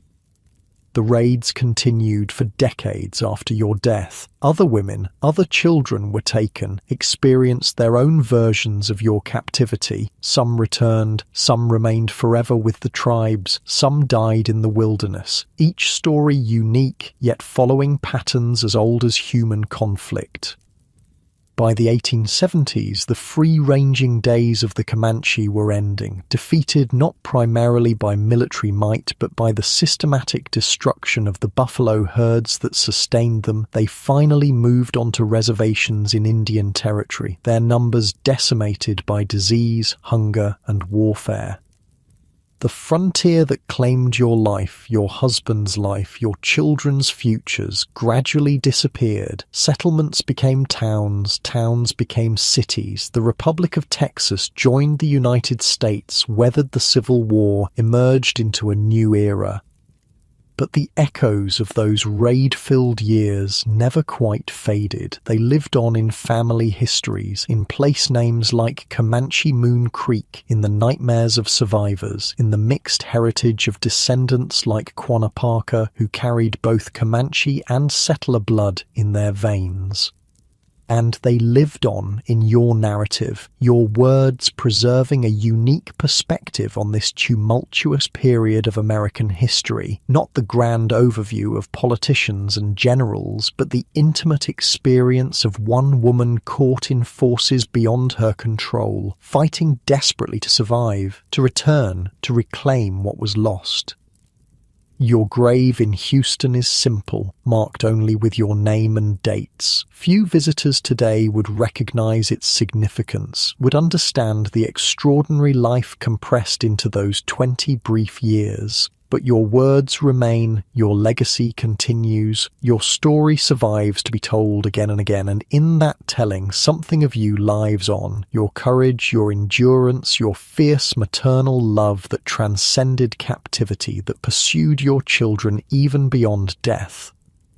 The plains where Comanche once rode freely are quiet now. The thunder of their horses' hooves a distant memory. The forts built to protect settlers from raids are historical sites, tourist attractions. The bitter conflicts that shaped the frontier have faded into the past. But the human experiences, love and loss, capture and escape, the struggle to survive in hostile environments, these remain universal, timeless, connecting your life to those who come after. As night falls over what was once frontier, as modern readers drift towards sleep in beds far more comfortable than buffalo robes or straw mattresses, your story offers perspective, gratitude for simple comforts, appreciation for the relative peace of our time. Rachel Parker Plummer, settler, captive, survivor, mother, your journey ended long ago, but your words remain a whispered reminder across time of human resilience in the face of unimaginable hardship. May those who hear your story tonight rest peacefully, their dreams free from the terrors you faced, their sleep untroubled by the vigilance frontier life demanded. For unlike those settlers who lived in constant fear of Comanche raids, who startled at every unusual sound, who slept with weapons close at hand, modern listeners can surrender fully to slumber, secure in their homes, surrounded by the comforts of their age.